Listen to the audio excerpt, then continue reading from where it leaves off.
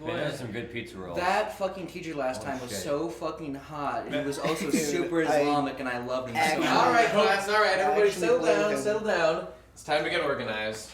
Okay. Boom. Hello, everyone. Yeah, I'm here. Hang on, I gotta get set up. Why is our new teacher so gay? Well, yeah. No talking. There's no talking, class. Why did the school hire a Christian? I like the glasses. We're all ready. Okay, everyone's ready. Okay, here we go. Everyone, thank you for coming to Kingdom Hearts 101. Now, I know that at PCP University, this is a mandatory class, but I want to assure you that there's a lot of rich content that will be valuable throughout your life here. So, don't just fuck around in class. You're going to want to pay attention. This is all going to be on the test. Hey, Devu, want to have sex while the teacher's talking? That's it. No! That's a demerit. This ground rules. Ground rules are as they were before. I can't be seen with people with demerits. All right, everybody. There's no talking anymore unless you raise your hand. You can say anything you want if you raise your hand, but that's the rule. No talking unless it's up there. Okay, so here we go. Oh, and by the way, this is an interactive class. I want you to raise your hands. Yes, Ben saying. That fucking cat part of this class. I hate that cat. Why didn't we deal with him ahead of time? Whatever. Munchie. How much dick do you suck, bro? That's another demerit. Strike 3 and you're out of here. Devu. The cat's female. You're being offensive to the cat community. I'm sorry. I didn't mean to do that. I apologize.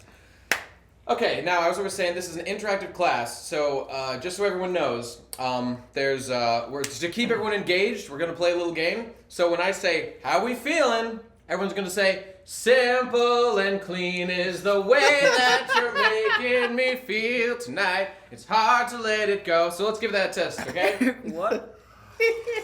How we feeling? Simple and clean is the way that you're making me feel tonight. It's hard to let it go. Excellent. Okay.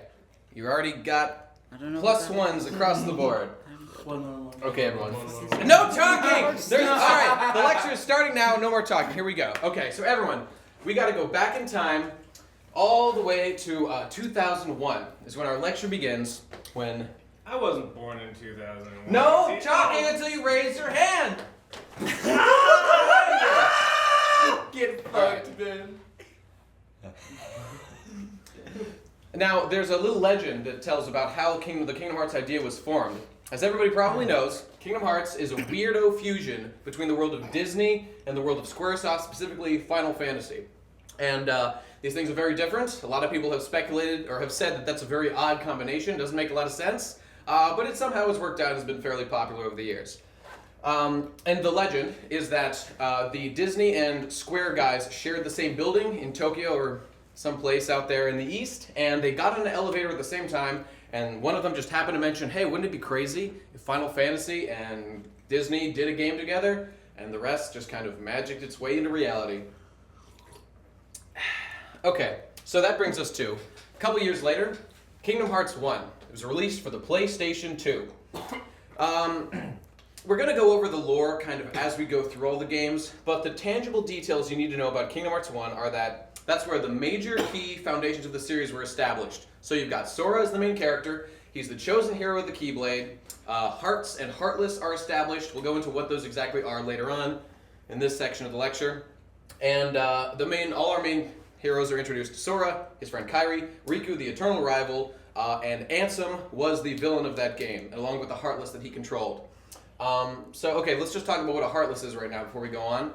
A Heartless is actually the opposite of what it sounds like, because in the Kingdom Hearts universe, you see a person is made up of a combination of what we would normally think of as a person, the soul and the body, but there's kind of a redundancy in the Kingdom Hearts universe, which is the heart. The heart is a separate essence of your being that is not your soul. It's totally different, has nothing to do with it, but it has some kind of weird link to emotions. Without hearts, you can't really have real emotions. You can fake it, but you can't have it. Munchie, what's that? Is there a reason I don't feel anything anymore because I don't have a heart? It's quite possible. Interestingly, there is an exception to what I'm going to get into a little bit later about if you lose your heart, you would normally turn into a nobody, but if you have no darkness in your heart at all, then you don't turn into a nobody. So that can explain you, my friend.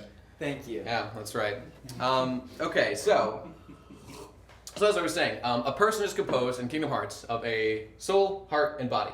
And a Heartless is the main antagonist of the game.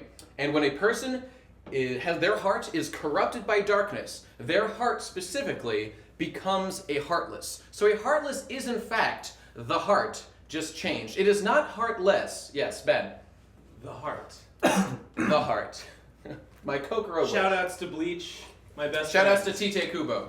Tight Kubo, whatever. Devu. I noticed that the darkness insignia there, on top of it, what looks to be a infinity symbol. Is there something with infinity darkness? There's a reason for that, because every heart in Kingdom Hearts is composed of both darkness and light. So you see, what happens is, when the darkness gets out of balance in a heart, when there's too much darkness, that's when a heart turns into a Heartless and goes, full evil monster man.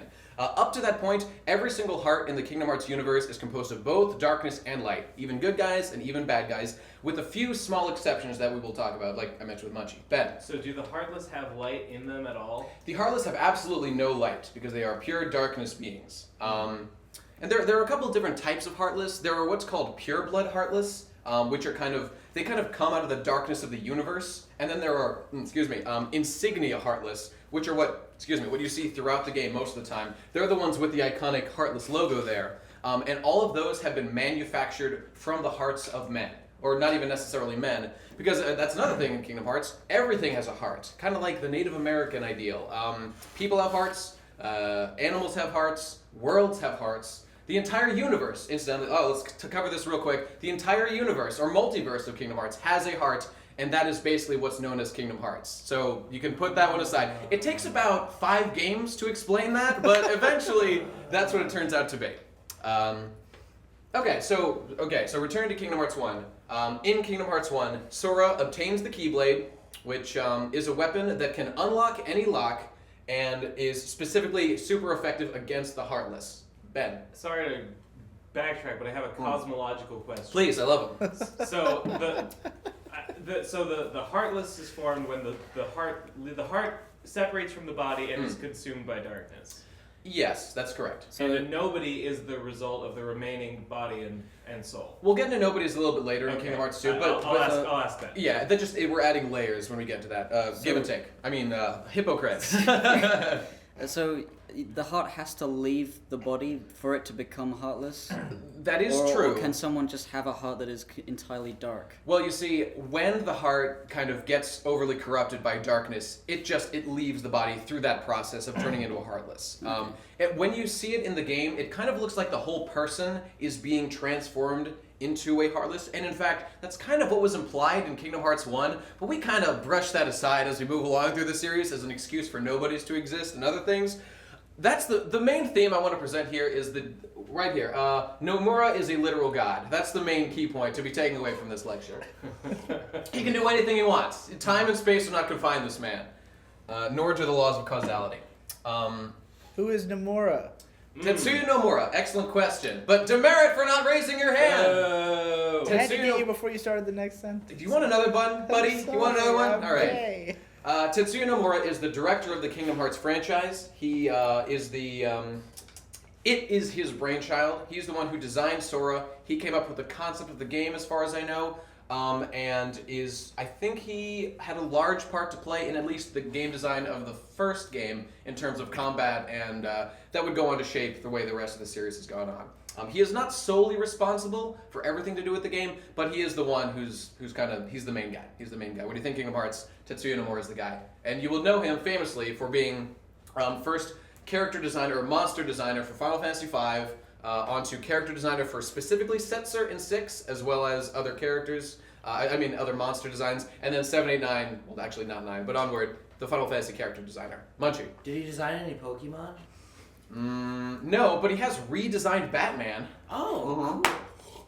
Yep. It's much edgier. It's very interesting to see the way his Batman designs just look like they're Kingdom Hearts characters. It's real cool. Makes sense. Digi. Nomura's the fashion guy, right? Nomura is indeed the fashion guy. Responsible for making Lightning wear Louis Vuitton and shit and all that? Actually, no. The one responsible for, interestingly enough, no. That is actually Toriyama, who has a bizarre, bordering on fetishistic fixation with the character of Lightning Farron from Final Fantasy XIII, who was the director of 13 and the whole 13 saga. Ben. Did Nomura do World Ends With You? He certainly did. That's another of his projects that he loves, and a lot of people wanted to make another one of, but no luck so far.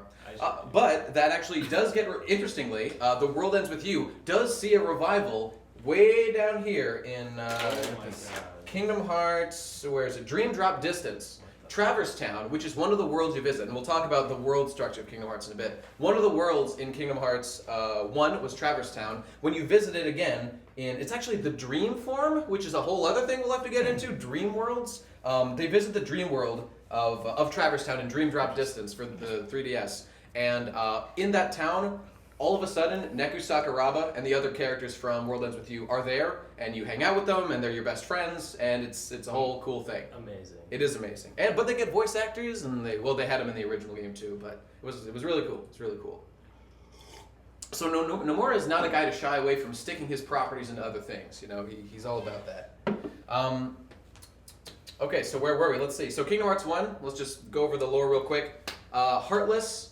And you know what the thing is? Because there are so many fucking retcons, you can't do this in chronological order. If you're trying to make any sense of it, you have to do it in release order and describe where things get twisted if you want anything to make any kind of sense. So in Kingdom Hearts 1, Sora and his buddies live on Destiny Islands, which is a world in the multiverse, and they dream of leaving that world because they feel confined. It's a very teenage angsty series, and they just want freedom. You know, they wanna say fuck homework and say yes to adventure, like any real American would. And so they have a plan to leave. Doesn't work out. In essence, there is a plot by this guy called Ansem Seeker of Darkness, or just Ansem in that game, who's going around turning worlds to darkness because he just loves darkness. He's just really into darkness in that game, and there's no further lore beyond it than that. And he's the one who's responsible for all the activities in Kingdom Hearts 1, and all the Heartless that run amok. So at the beginning of that game, their world gets corrupted by darkness, and Sora, Riku, and Kairi, interestingly, the only characters who anyone gives a shit about from that world, even though Selphie from Final Fantasy VIII, Tidus, and Wakka from 10 are there too, never addressed, never mentioned that they've been thrown into darkness. They only care. Sora only ever talks about Riku. Riku only ever talks about Kairi, and Sora, I don't know. It doesn't matter. Even though Sora's mom is in the beginning of that game. Doesn't matter. We're getting into too nitty-gritty stuff. So their world is destroyed. Sora gets the Keyblade and is tasked to go save the world from darkness by Donald Duck and Goofy, just Goofy. And he meets them who have been assigned to find the key by King Mickey Mouse. Mickey Mouse is king of Disney Castle, I believe is the name of the world. And yeah, believe it, buddy. You better believe it. And he has gone out on his own quest to try to save the worlds. Mickey actually has his own Keyblade. In Kingdom Hearts 1, there are exactly 2.5 Keyblades. Mickey has the one from the Realm of Darkness, which is just another world that you see very little of in Kingdom Hearts 1. Sora has the Keyblade of the Realm of Light, so it's just granted to him by the universe because he's the chosen one. And then, later on in the game, due to some shenanigans, Riku is able to forge his own Keyblade from 6 out of 7 Hearts of Pure Light, which has the unique ability to unlock hearts. And that has ramifications all over the fucking place. So we'll get to that later too. Okay, question? Ben? Yeah, question. Yeah. How many of us have played Kingdom Hearts? Excellent question. Who's played these games? I have. You played Kingdom Hearts 1? I played Yeah. 75% of Kingdom Hearts. No, probably more. I got to the Okay. final Riku battle and I couldn't beat him. I gave up. In Hollow Bastion? The last time you fight him. At That's, the end. that's about 75% through, I guess. Maybe a little more. Okay. I've played Kingdom Hearts 1 and 2. So 1, 2, 3 of us. Oh, I of the played class. 4 hours of 2. It was dog shit, so I stopped. That's it! Get the fuck out of my class! That's 10 demerits! No one is allowed to criticize the opening of Kingdom Hearts 2, okay? Let's just get that out of the way right now. Okay. So in Kingdom Hearts 1, just to wrap that up, you adventure with Donald and Goofy. You travel from world to world. Important thing to know about the world of Kingdom Hearts. This changes a little bit from game to game, but you are in fact a interdimensional traveler, or between universe traveler. It's kind of like, anybody ever played D&D or Magic the Gathering? You know how there are different planes? And each plane is sort of its own universe or world, as it's called in Kingdom Hearts. These guys are they're planeswalkers basically, and they have a thing called a gummy ship, which allows them just to travel between worlds. And specifically in Kingdom Hearts 1, it's a real important thing that they're not supposed to interfere in the activities of the individual worlds. Digi. Okay, is there a difference in this context between worlds, planets, and universes? They're all kind of the same thing. Okay, so these are basically alternate universes that they're going between. Yeah. Okay. Like one world is just in Kingdom Hearts 1, Halloween Town, and like, which is interesting because Halloween Town actually sort of has parallel universes in itself of like Christmas Town. Too deep. But those are all contained within the Halloween Town world as you visit it on the world map. Munchie. Is there Aladdin? Aladdin is like in Aladdin. every game. Every fucking game. You go to Fucking Aladdin, you go to sick, Agrabah, and you bro. Yeah, it's pretty sick. Awesome. So, okay. So, they get to the end of the game. What they do in Kingdom Hearts 1 is they seal keyholes. Because the big problem in Kingdom Hearts 1 is that Ansem, Seeker of Darkness, through his evil research into the heart, and he's a darkness boy, when he was researching hearts, he found that the core of every heart was pure darkness. This is what he scientifically deduced. And as he was doing that research, he was kind of looking into the depths of hearts and found the Heartless just kind of burst out. And that's where the pure blood Heartless came from. And then from his subsequent experiments is how everything got out of control and all the worlds were consumed by Heartless. So Hypocrite. is he himself heartless or not? It's a little bit ambiguous in Kingdom Hearts 1. In Kingdom Hearts 1, he does have the logo here of a Heartless, but it's never really addressed in that game if he's a Heartless or not. In later games, yes, he is in fact a Heartless, but depending on how you want to look at it, if you were just playing that one game, up to debate. But you could just think, yes, he is in fact a Heartless, as we found out later.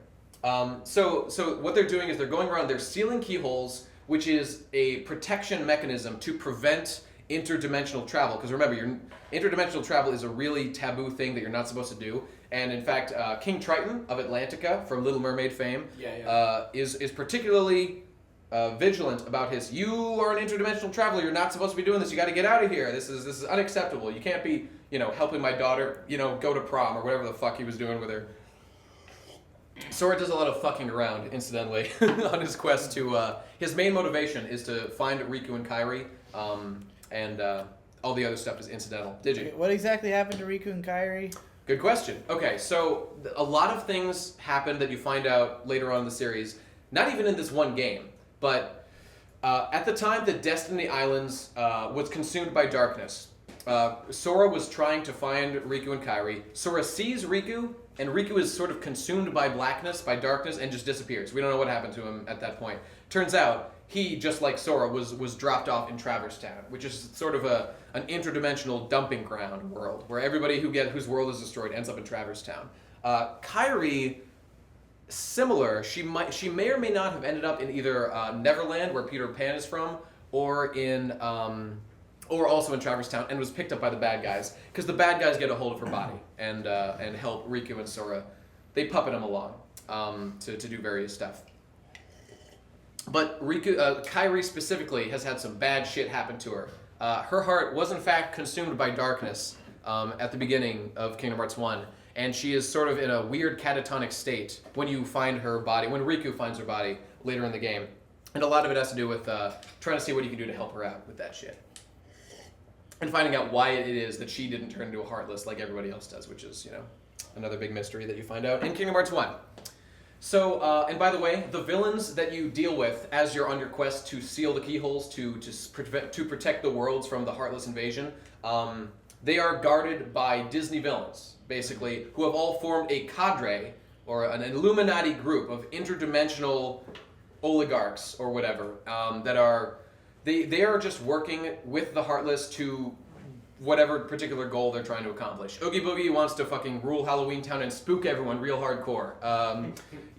Jafar wants to marry Jasmine and become Sultan. Things like that. It is pretty sick, bro. But don't talk. What, Ben? Did the two declare in exactly those words their intentions and then shake hands, sealing the deal? There's a little bit of inference going on. Did Jafar say, "I'll help you spook them all"? It's implied. They kind of shit talk each other a little bit. You only see them together a couple times. Specifically Jafar and Oogie Boogie? Well, at the beginning of the game, they're all sort of in a room together, kind of just conspiring and twirling their mustaches about, there's this boy, he found one of the keyholes, he's being a real bitch in our bonnet. To make sure he stays a virgin in the town of Quickville, Virginia. That's right. John? So the Disney villains, they're allied with the Heartless, but they're not Heartless themselves. That's correct. You see, people with strong darkness in their hearts do have an ability to control Heartless, who are mindless killing machines. But you can get, when you start working with darkness, this is a constant theme throughout Kingdom Hearts. When you start messing with darkness, it can just overtake you, because you got to keep that little bit of light in yourself, or you'll just lose that being a person. Your heart will just become heartless, and you'll be an evil killing machine. You got to watch out for that. Right. Okay. So that's basically the main plot. Digi. So Elliot Rogers, a Heartless. His heart definitely. Well, there are. He was consumed by darkness, and then he went on a killing spree. There have been some documented cases of sort of pre-Heartless consumed by darkness. I believe that he would have become a Heartless if he hadn't killed himself, and if there's a little sweet spot there where you just are full darkness, but you don't actually turn into a Heartless. So. Maybe, we'll never know. We'll never know. I wish we could bring the man back and ask him himself. Okay, so let's get to the end of this one. We're just establishing a lot of stuff here. So it turns out, as you keep going, you eventually find that Riku has... Childhood jealousy is a big theme of Kingdom Hearts 1, which is why I love it so much, because I'm a child and I'm a very jealous person. Sora, at the beginning of the game, has an intense rivalry with Riku, and they both have a strong affection for Kairi. And this is a big thing at the very start of the game. And so as you're going along, Riku sort of gets really jealous that Sora has started to travel with Donald and Goofy. And Sora and Donald and Goofy are they're the three main boys of Kingdom Hearts, that you're always with them. And so he's real jealous of that he feels abandoned or, whatever. He thinks Kairi likes Sora more. It's a big fucking emotional thing. So he teams up with Maleficent from Sleeping Beauty, who's another big villain in Kingdom Hearts, who promises him superpowers that Sora will never have because you have a real affinity for darkness, Riku, and you'll be really good at it, and I have Kairi's body, and I'll give that to you as well. So she also had Kairi's body, so that's cool. And so eventually, you meet up with Riku. Sora finally catches up with him. He has Kairi's body. They don't know why she's in this catatonic state. Riku, you see him a couple times throughout the game just being a brat, but by the end, he is just fully opposed to Sora, hates him, thinks he's a big bad man, because Maleficent told him so, and is just willing to fight you. And it's at this point of the game, when you get to Hollow Bastion, which is sort of the home, this is a Final Fantasy Disney crossover. All the Disney characters, for the most part, are all from one world, as opposed to the Disney guys who each get their own world. They're all from Hollow Bastion. You said Disney twice, so which one? Oh, I'm sorry. All the Final Fantasy characters get one world, and that is Hollow Bastion. Okay. There you go. Everything else, all the other Disney characters get their own worlds. Even the ones that were on Destiny Island, like Selphie and Waka? 2 worlds. Okay. Wait, Twilight Town, 3 worlds. Okay, there you go. 3 worlds. Very few worlds compared to the Disney guys. They're mostly from Hollow Bastion, though. But anyway, so at this point, there's a bombshell dropped. Bombshell alert. How we feeling? What? Simple and clean is the way that you're making me feel tonight. It's hard to let it go. Excellent. So, bombshell. Hold me. Whatever lies beyond this morning is a little later on. Okay, stop.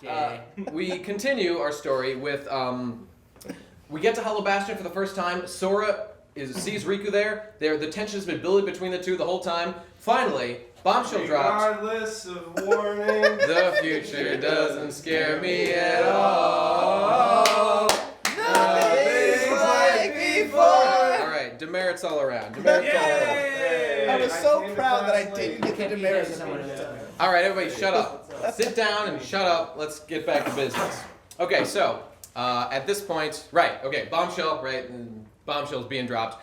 Turns out Sora is not the chosen man of the Keyblade. He's not the chosen one. Turns out Riku was the chosen one of the Keyblade all along. And what happened was the jealousy in Riku's heart back when the world was being consumed by darkness on Destiny Islands was just so intense at that moment that when Riku's being consumed by darkness as the world's dying, he's reaching out. Sora's reaching out to Riku to try to save him. And in that moment, the Keyblade senses more light. Like the Keyblade, because it's the universe sort of making a decision, senses more light in Sora, just some fuckboy, than in Riku, who's being evil right now. And it just jumps. It just jumps to Sora, and Sora becomes the Keyblade's chosen one until now. And now at this point, the Keyblade, now that Riku is asserting his ownership of the Keyblade, he just, and he steals the Keyblade. Because that's the thing. Anyone who tries to take the Keyblade, when the wielder tries to take it back, they can just by will just kind of pull it back. Ben. What exactly is the purpose of the Keyblade?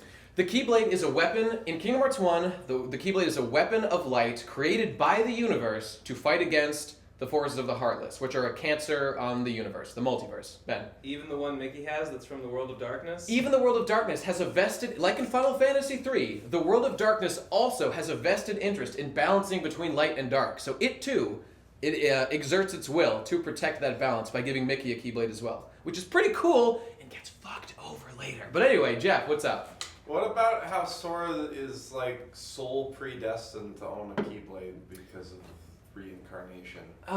Well, that comes into play around this area right here. We're not even anywhere We're not even close to that. Yeah, it's just you have to take each of these piecemeal, but we'll get to that. Good question though, because that is very relevant. So the short version of this is Riku steals back the Keyblade. There's a big emotional thing where Goofy and Donald have to decide if they're going to do as the King Mickey commanded, follow the key, or stick with Sora, and they choose Sora. Friendship, yay! And because they chose Sora, he's feeling real good about himself, feeling lots of friendship. That moment allows his heart to be the stronger between him and Riku, and he takes back the Keyblade, and he never loses that motherfucker ever again. So now the Keyblade is just like, I guess Sora's actually cooler, so I'll just be with him for now. So, good job, universe. I mean, it made an arbitrary decision to begin with, so I don't really blame it for changing its mind, I guess. I don't know. It's fine. It's cool. Jeff. Why did the universe decide that a whiny shit baby like Riku was the best person for the Keyblade in the first place? Because he had a strong heart. Because he's really good at stuff. That's the real answer. Stuff. He loves stuff. He really does. Was it kind of like in Captain America, how the general's like, we got to give the super serum to this big tough mean guy, but then He didn't Captain have that America heart. threw himself on that grenade, and he was like, no, we got to give it to this cool little guy. Actually, no. In the Kingdom Hearts universe, the big strong guy is the one who gets the Keyblade, and the other guy is Sora, who steals it later by trickery and chicanery and whatnot. All right. And bullshit power of friendship stuff. I don't know, whatever. It's cool. So anyway, at this point, Riku's possessed by the forces of darkness and evil, and basically at this point, we find out that all those Disney villains who are puppeting all the strings are actually themselves puppets of Ansem, Seeker of Darkness. So he is now revealed, but he's revealed in a funny way. He's possessing Riku's body. So at this point, it kind of calls into question how many of the events of all of Kingdom Hearts 1 that Riku did were in fact his own will or Ansem, Seeker of Darkness. Yes. So you can use your imagination on that. Digi. Is there a reason for the insistence on Ansem, Seeker of Darkness? You're going to want to refer to this everyone is Xehanort chart for that. We'll get to that a little bit later. I mean, I know it... Old Xehanort. We'll get to that. Apprentice Xehanort. Ansem, SOD. Riku. All right, enough talking. Riku, young Xehanort. There's an excellent reason why I'm so insistent on that name, because there's a lot to keep track of here. Okay. So basically, Sora he has the final big clash with Riku happens now, and Riku is fully possessed by Ansem, Seeker of Darkness, and now we have learned the big plot that Ansem was trying to achieve all along. He wants to access the heart of all worlds and turn it to darkness. Kingdom Hearts, the heart of everything, which will fuck up the whole universe, the whole multiverse, make it all darkness and shit. And so, in order to gain access to it, what you need is, there is a universal constant, a multiversal constant in Kingdom Hearts, which is the 7 Princesses of Light. And the 7 Princesses of Light are 7 individuals with a heart that contains no darkness. None whatsoever. So remember how I said before, every heart has to have light and darkness or it'll get out of balance and get fucked up. These ones are unique exceptions to that rule. And so there a lot of our Disney princesses, Alice, Snow White, guys like that, Jasmine. But the other one is Kairi. Kairi is also a Princess of Light. Alice from Alice in Wonderland, she has a pure heart. Yeah, she's not really a princess most of the time, but all yes, she did she was is like one. fuck off from her chores and go to sleep for a day. She's a little girl with just a curious heart who loves, I don't know, ask Nomura. I didn't make this shit up. Yeah, but she's a princess of heart, it's true. But more importantly, Kairi is one. Munchie. Dude, Jasmine's so hot. Agreed. Agreed.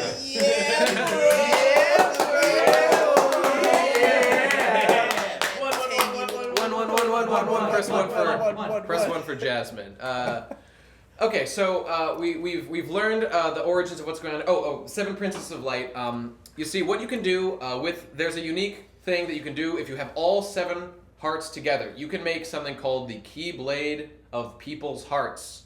And that is a key. Yeah, Is that really its name, Professor? That's correct. That bullshit name. Well, they went with that. They just call it like the Keyblade. It's really, they call everything the Keyblade, even though there's like 5, even in Kingdom Hearts 1. Well, there's 3. Did you? Yeah, like I was wondering about that because there's the key. There's only one Keyblade, but Incorrect. you change it. Like I mean, I remember playing with like 20 of them in that first game. No, those are keychains. Don't speak at it to raise your hand, but yes. You see, Sora has one Keyblade, and if you notice on that fancy little Keyblade, he's got there's a keychain that dangles down. What he's actually replacing is the keychain, which is it's kind of like a trinket that's tied to his experiences in that world that sort of just projects his power into a new thing. It's through his memories, kind of. And that's it. So it's the same Keyblade, just with different powers, kind of from different events in his life. Jeff. Why does Sora only get a keychain to match the aesthetics of some worlds and not other ones? That's one of the great mysteries and the great disappointments of my life. But one day we'll crack that code and we'll find out why. Scholars still speculate. Let's see. Ben? So the Keyblade of People's Hearts. Oh, that's right. So it's the Keyblade of People's Hearts is composed of, you put together the 7 hearts, the 7 hearts of pure light, the 7 Princesses of Hearts, of Light's hearts, and it turns into a Keyblade. It turns into a big, spiky, intimidating-looking Keyblade. Though, that's the rule they say in the game, but they do it with only 6 of them. So they immediately break their own rules they've just established and do it with just 6. So I guess the one we get is kind of fucked up, even though it works perfectly fine. But anyway, there's a boss fight at this point where Sora fights Riku with that. Sora wins. He knocks out Riku. He's out cold. And it's at this point that Sora has an epiphany. They've been wondering for a long time why it is that Kairi won't wake up. Her body appears unharmed. It's that her heart is missing from her body. We've known that. But where is that heart? Where did it go? It's got to be somewhere.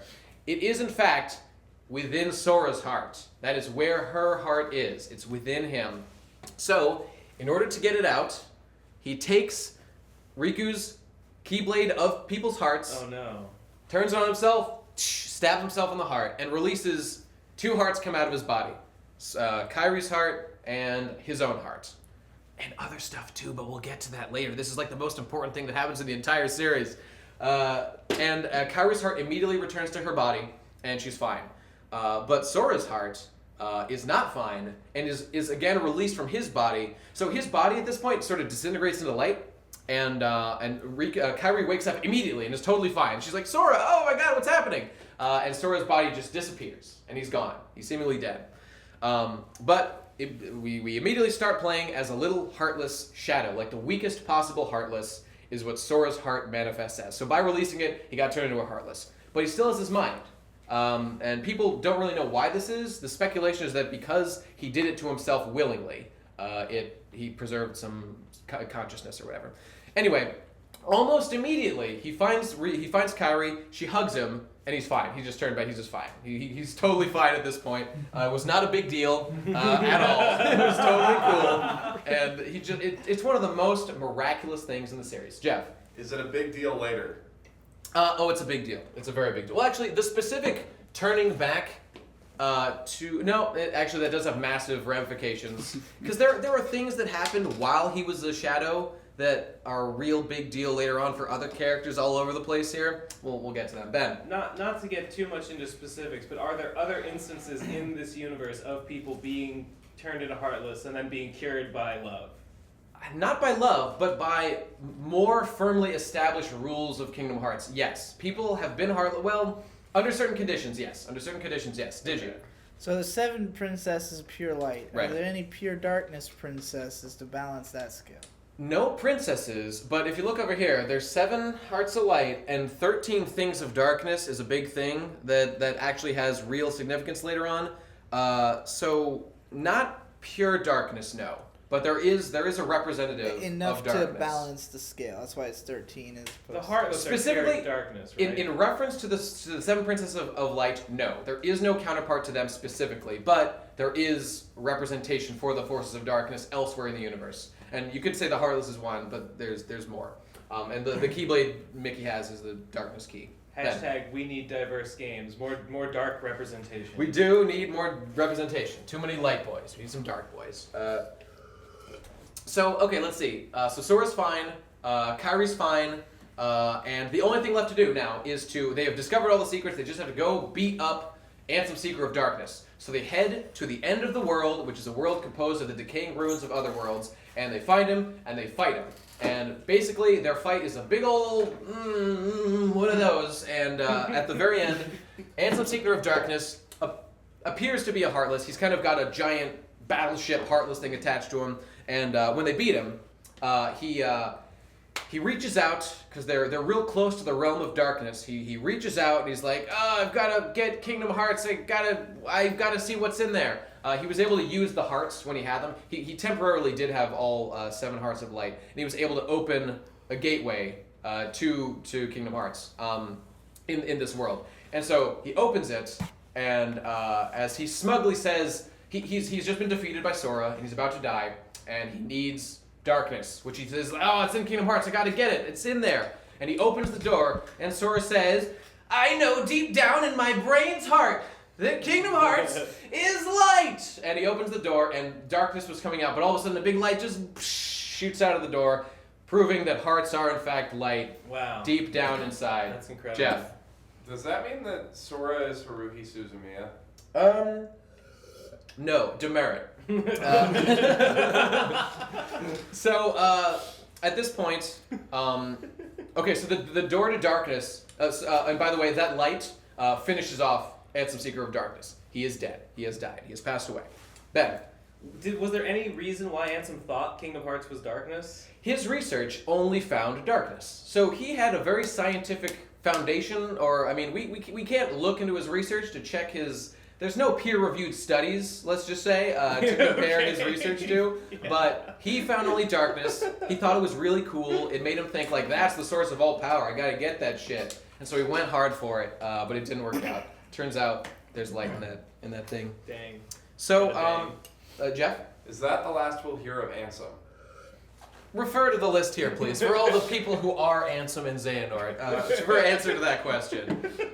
So, Gigi? So it's the message of Kingdom Hearts 1 that science is stupid. Pretty much, yes. And That's faith exactly. is all that you need. The message is that magnets aren't real if our eyes aren't real. Something like that. So at the end of Kingdom Hearts 1... So, if you remember, Sora's real deal in Kingdom Hearts 1, and his motivation throughout the series, is to find his friends. He doesn't really care about protecting the worlds. He does it because he's there, but mostly he's about finding Riku. Specifically Riku, and also Kairi sometimes. And so at the end of Kingdom Hearts 1, the door to darkness, or to Kingdom Hearts, has been opened, which does lead through the realm of darkness. So this door is open right now. Ansem's dead, but the door is still open, and they need to close it off because there's Heartless in that realm of darkness, and they can't let that shit out of there. I thought Kingdom Hearts was light. It's got both. There's both, yeah. Like it's vague. The light's it's the core. really vague, but there's both. Would yes. you say it's like okay, the light is the core. The and light it's is the core. surrounded Yeah. by darkness, and maybe Ansem just didn't see through all the darkness to that light. It's like possible milky, that the milky center. It's possible that the worlds willed Ansem dead, and that was their influence that caused that. Jeff. Is it possible that like the light was just casting a big shadow and Ansem's just really fucking stupid? That is entirely possible, and people speculate that actually, yes, that because there's so much light in the center of Kingdom Hearts that it Cast shadows the are deepest cast. shadows. That's one of the things that that people do talk about. So yeah, makes sense to me. And that's the thing, without light you can't have darkness, and vice versa. They're closing the door. What's happening? What? No, motherfucker. They're closing the door, right? So the door has to be closed from either side. So Sora and his buddies close it from the light side. Riku, and by the way, this is the first time in the game that Mickey Mouse shows up, and he's got his key. He just pops up after they defeated Ansem. He's like, "I'm here to save everybody." Oh shit! Well, let's close this door. And they close the door, and they use their respective keyblades from either side of the door to seal it shut. And Riku is still on the side of darkness. So Sora is tragically separated from Riku once again. And Mickey and Donald, or Donald and Goofy, are from the king as well. But in any case, at this point, because if you recall, this happens in the place called the End of the World, and where all the remains of worlds were collected. At this point, they all whoosh away because the influence over them is gone, and just return to full scale, and they are revived. So the worlds are saved. Digi. So to clarify, Yeah.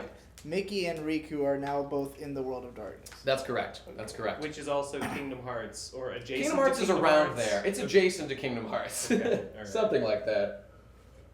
It's just really vague and not well But they specified. never call it Kingdom Hearts in that game.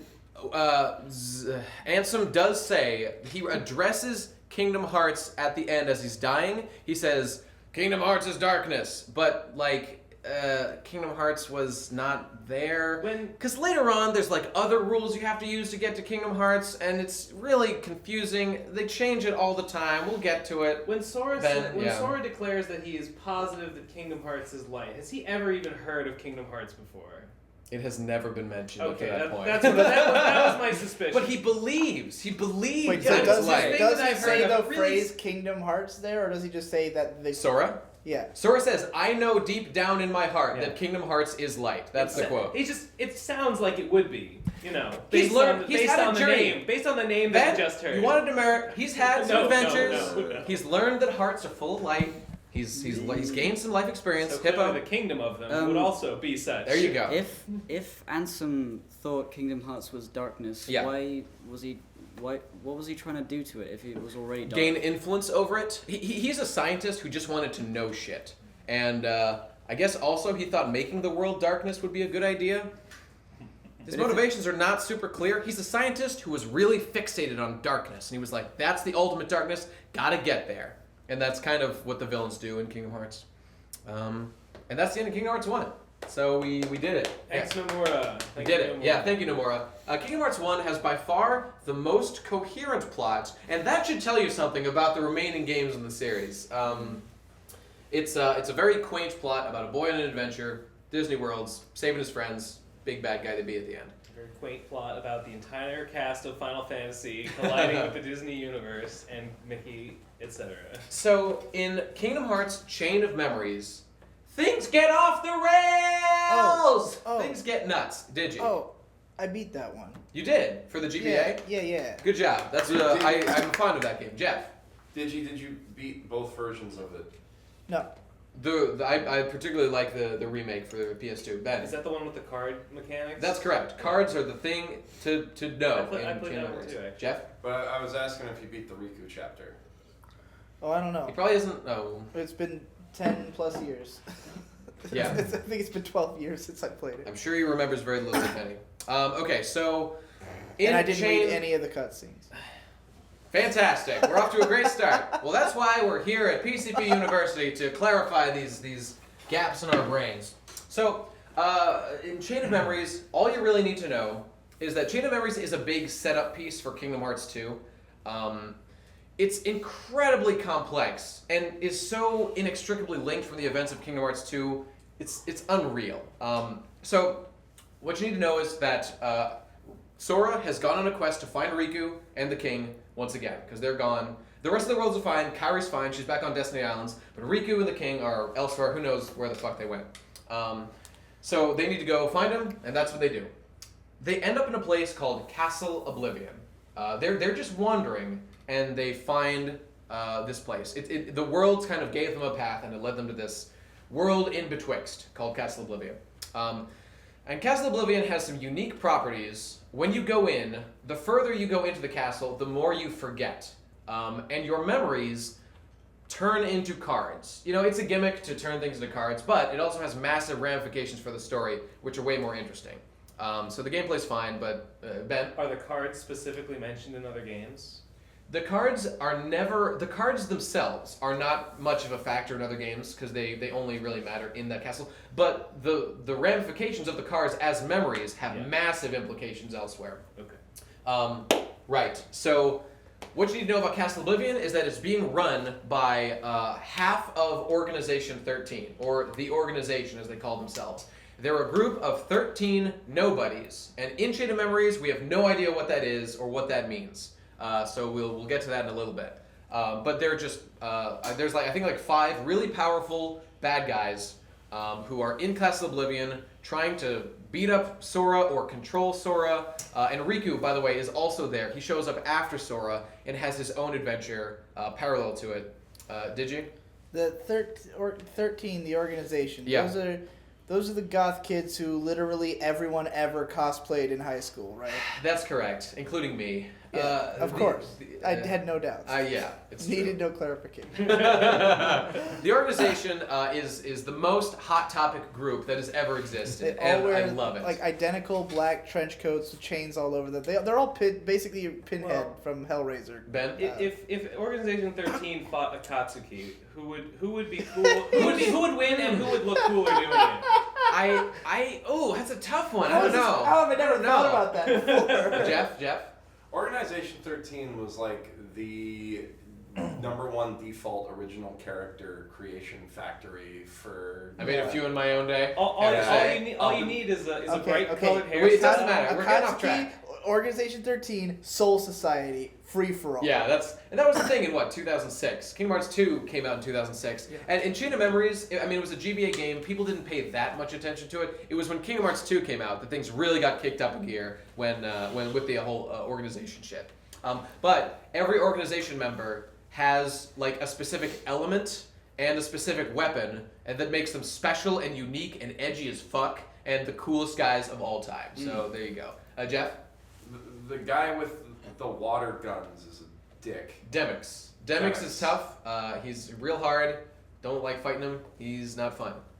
Ben, were you gonna ask something? I was gonna say which one was my favorite, but then I remembered a bunch of others that are also my favorite. That's the problem. You think of one favorite, there's like 8 more. I can't pick just one. Okay, let's move along.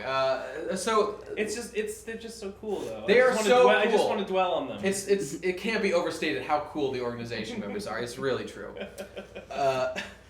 Can't tell if being memed. No. Half and Why half. do you think I'm giving a lecture on Kingdom Hearts 2 lore right now? If I didn't think these were the coolest characters who ever existed. That's not a joke. Don't laugh. Hey, how we feeling?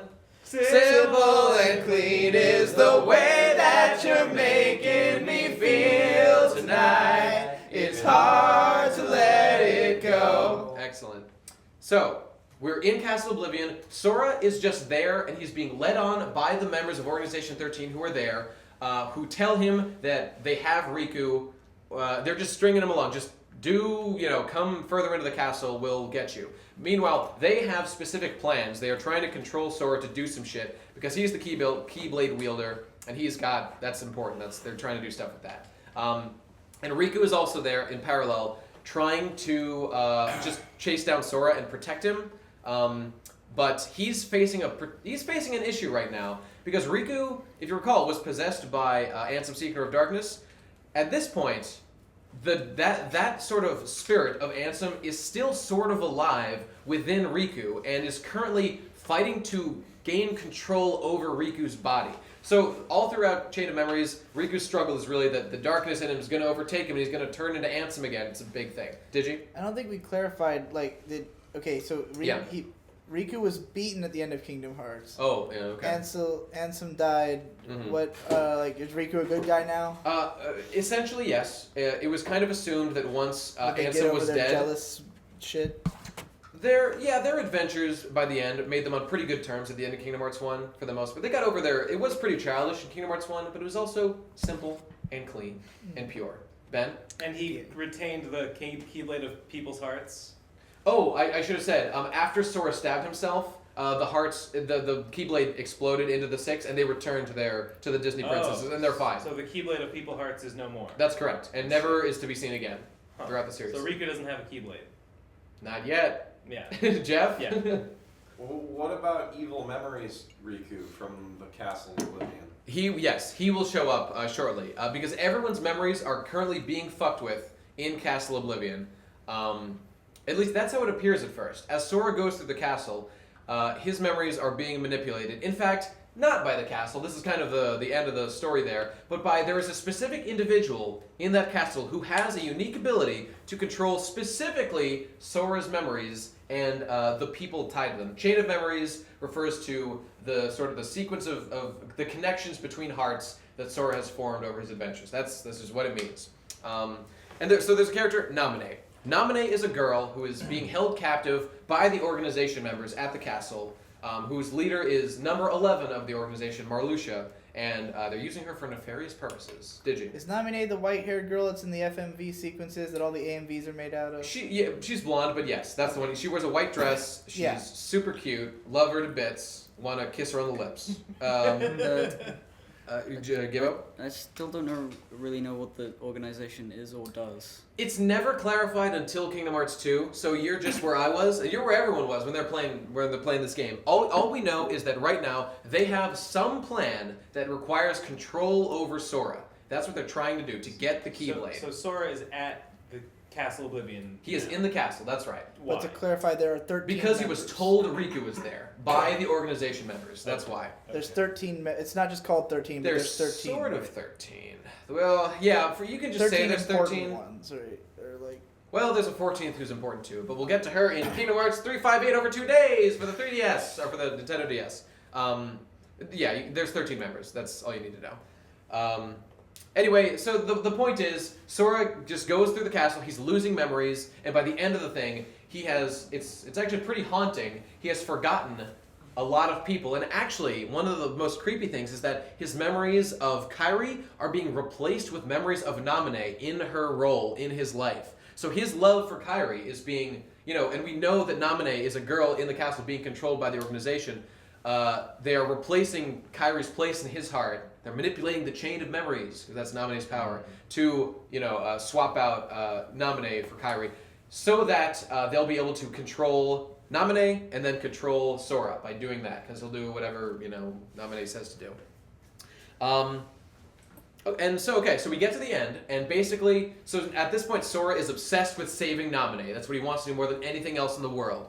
He gets to the end. He's defeated, I believe, 3 organization members at this point. And he's just like a kid who has killed these adults with super god powers. So he's pretty strong at this point. He's doing quite well.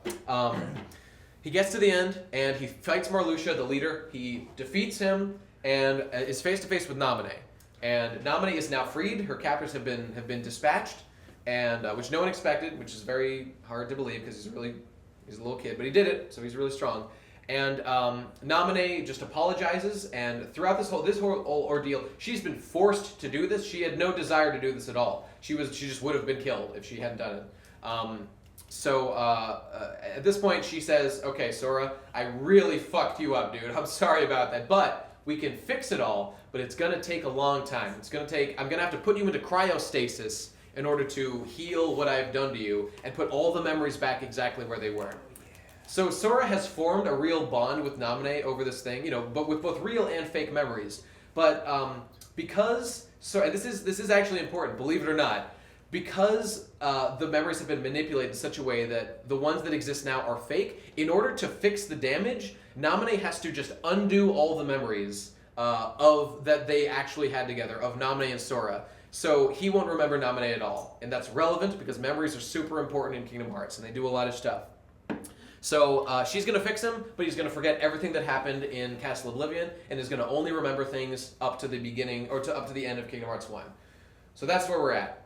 And by the way, Ben. So, was Chain of Memories entirely retconned out? Well, you could call it a retcon, but it is all perfectly... He doesn't remember anything that happened in it. So That's correct. It's kind of like a retconning mechanism, even though the events stay relevant in other ways. Oh, I definitely do not think so. Ben, I was going to say, because Riku has another story that happens throughout the whole thing that is perfectly normal in the lore. There's no problems with the lore of Riku's events. Because at the end, so that's the thing. Riku, this whole time, is sort of following along behind Sora, and when he gets to the end, he knows that Sora has been fucked up real bad. And by the way, Riku, once you beat Sora's story, you can play through Riku's. Riku's memories are not affected at all by being there, because Namine can only control Sora's memories. So he's perfectly fine. He just beats a bunch of organization members and gets to the end. And also we're introduced to, and this is where memories start to be really important, a Riku replica. This guy, what's his name? Not Zigbar. Zaldin. They all have an X in their name. Ienzo is his real name.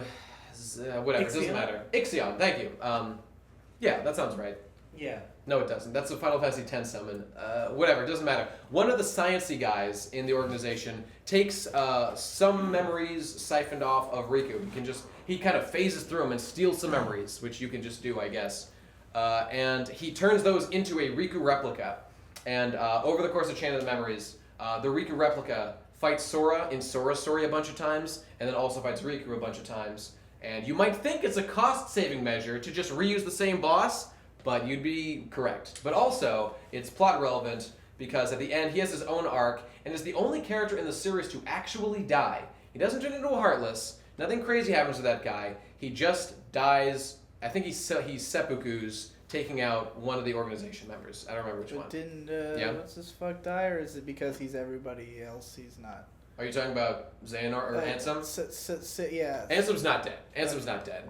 He was defeated, but his heart went elsewhere. I mean, when you're killed with a Keyblade, you don't really die. You just turn into a heart and you rejoin the collective. But there was speculation about whether or not Riku Replica even had a heart. So, and this ties into a theme about what does and doesn't have a heart in Kingdom Hearts, and it's all over the place, man. So not only do we really not have any idea what a heart even is, we also don't know who's got one. To some extent. Okay. To some extent. Things are real vague, man. That's just how Nomura likes it. Yeah. So we get to the end of Chain of Memories, and basically, and Riku finally has the end of his arc where he has a final battle against the darkness within himself as Ansem Seeker of Darkness, and he wins. And at this point, he has mastered the darkness in himself at long last, and is able to sort of be at peace with himself. He can use both darkness and light powers, and it's all cool. He's fine. He's fine, and he's dedicated himself to the cause now, because he knows that that Sora is in slumber, to protecting Sora while he sleeps, until Namine is able to repair his memories. So that's where we're left at the end of Kingdom Hearts Chain of Memories for the GBA, and later for the PS2. And that's when we get to the big game in all of Kingdom Hearts lore, Kingdom Hearts 2 for the PlayStation 2, released in, I believe, 2006. And this is where everything that happens in Chain of Memories finally pays off. We deal with everything to do with the remaining organization members. We learn why they were doing what they're doing as best as Nomura is able to explain it. And lots of seeds are sown for future games. And for the most part, they've all been fairly faithfully addressed so far in the narrative. So Kingdom Hearts 2 starts with Sora being revived, but there's a section before Sora comes back to life where we play as a character named Roxas. And Roxas is my favorite character in all of Kingdom Hearts because he's so angry about everything. So you start the game as this totally separate character that we've never seen before named Roxas. He just spends a couple of days doing homework, but weird things start to happen in his life, and he lives in a place called Twilight Town. And we're introduced to Nobodies, who are these weird gray things that aren't heartless, but function in a very similar way. And we don't know what they are. We don't know what, but Twilight Town is full of And so eventually, over the course of the days, we learned that actually what's going on is that we are in a virtual simulation, and Roxas is a prisoner there, being held there by what appears to be a revived Ansem Seeker of Darkness and a weird guy named Diz. We don't know who that is. But they have Roxas's body here, and they appear to be trying to help Sora come back to life. Okay, so that's their goal, to help Sora. And it involves Roxas in some way. But eventually what happens is the organization infiltrates this data world where they were trying to sort of protect Roxas. Oh, Roxas gets the Keyblade. Roxas just gets the Keyblade, and he charges into where they... Sora's Keyblade? We don't know at this point, but we know there's a connection between Roxas and Sora. Roxas keeps having dreams about Sora, and there's a moment where Kairi, who we've now seen, it's a year later from when the worlds were saved at the end of Kingdom Hearts 1, and we see that Kairi has gotten longer hair, she's older, she's hanging out with Selphie on Destiny Islands, and she has a moment where she connects with Roxas psychically, and they kind of talk to each other briefly. And it's really weird. We don't know what the heck's going on with that.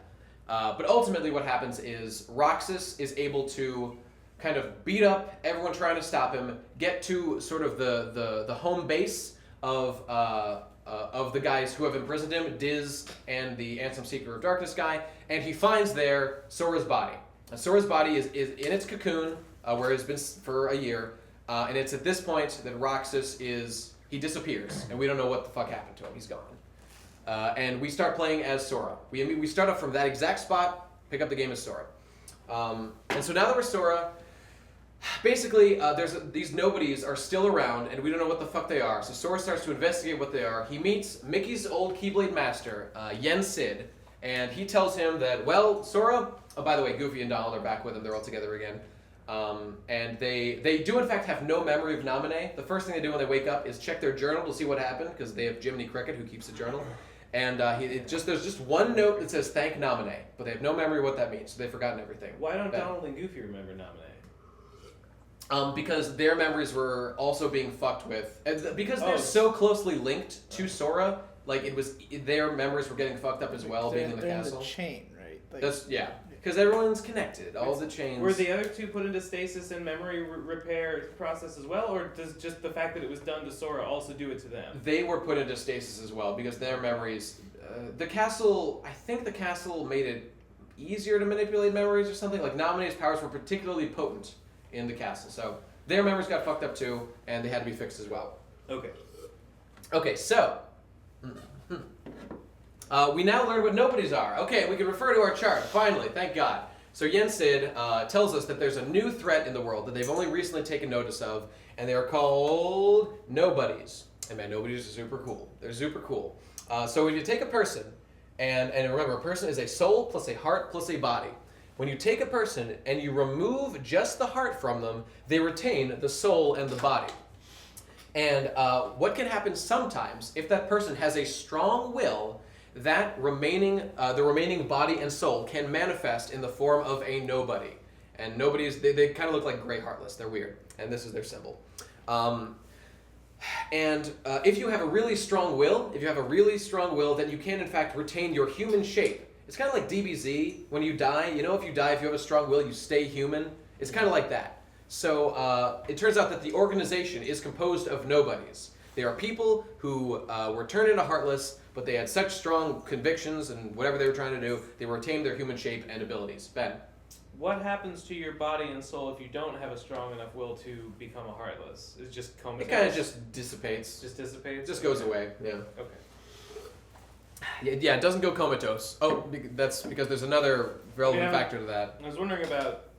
Well, I'll ask later. Like Kairi? It was Kairi. You said because Kairi had her heart removed and she was just... Maleficent just had her body. Special case. Okay. Digi. Okay, so the Nobodies that you fight that are just gray monsters, they are themselves strong-willed people, but even stronger-willed people are the Nobodies who are still human-looking. That's correct. There's a lot of strong-willed people out there. Yeah. Well, there are also degrees of how powerful Nobodies are. Like, there are the really shit ones, which are, I guess they're just barely over the bar to being a Nobody. They're kind of formless and they kind of undulate and change shape a lot. And then there's the more powerful ones, and then there's the organization guys who are like the strongest. Hippo? What the hell do souls do, if anything? Souls are never addressed as to what the fuck they do. It's just known that, like, the soul is what keeps you alive without a heart. It's what... I don't know, man. I mean, I would assume that if a nobody, like, if the organization are nobodies, then the soul is like their personality, right? Yeah, I'm sure that that's correct. Right, whereas the heart is their literal emotion. Like, so this is not a materialistic universe, of course, at all. So souls exist in Kingdom Hearts, and they do something important that's not really specified. Jeff? I think that the soul is like the core personality, whereas the heart is the memories and connections that people have with other people. Memories are definitely related to hearts, that's for sure. Because the nobodies don't have, like, strict memories of their past lives, do they? Actually, they do. There are certain conditions. Okay, we can just talk about this right now. So when a person turns into a nobody, if a Heartless is formed at the same time, if you are a full-fledged, like, organization level nobody, then what happens is your memories are sort of data processed from your heart, which is currently turning into a Heartless, and is fed into your nobody. And if that process is interrupted, then you won't have all your memories. So, for example, I mean, there's no reason to beat around the bush. Roxas is Sora's nobody. Roxas is, in fact, Sora's nobody, who was created when Sora used the Keyblade of People's Hearts to remove his heart and turned into a Heartless. His body, which disappeared, became a nobody, Roxas, which formed in Twilight Town. And that nobody, all of Sora's memories sort of started to filter across into Roxas, which is why Roxas has these weird, like, semi-memories of Sora sometimes. But Sora woke up really, really fast. Remember I said how fast Sora came back to life after being turned into a Heartless? That was actually very important because it made Roxas sort of just an empty shell of a man. And then Sora got back like 95% of his memories. Oh, so he was supposed to have... Normally, Roxas would have had all Sora's memories? He would have just been Sora, basically, just in nobody form. Wait, I think I see where this is going. There's got to be a connection between the lost memories that Namine removed and Roxas. There certainly is. Jeff? Isn't, like, Roxas not really Sora's nobody? Isn't he, like, the nobody of the person inside of Sora? He is without a doubt. Nomura has been asked this question, as stated. No, he's definitely Sora's nobody. But yes, there are special conditions that relate to him being Sora's nobody, which we will get to when we talk about Kingdom Hearts Birth by Sleep. Ben. So when someone is killed under certain circumstances, their heart becomes a nobody, their body and soul become their heart becomes a Heartless, their body and soul become a nobody. What happens if the Heartless and the nobody meet each other? If they meet each other. Okay, if the Heartless meets if the nobody... Heartless and the nobody encounter one another. Unknown what happens if the Heartless meets the nobody, but there are cases... I know that Sora meets Roxas. That's right. But he's not... we don't know what would happen if a Heartless met a nobody. I suspect that they would be incompatible, because a Heartless is like a corrupt person. It's not like that heart is like ready to just come back, you know? Okay. So, there are situations where if a Heartless dies, then what happens... If a Heartless is defeated by the Keyblade, specifically... that heart begins to float out in the interdimensional void, sort of protected from outside forces.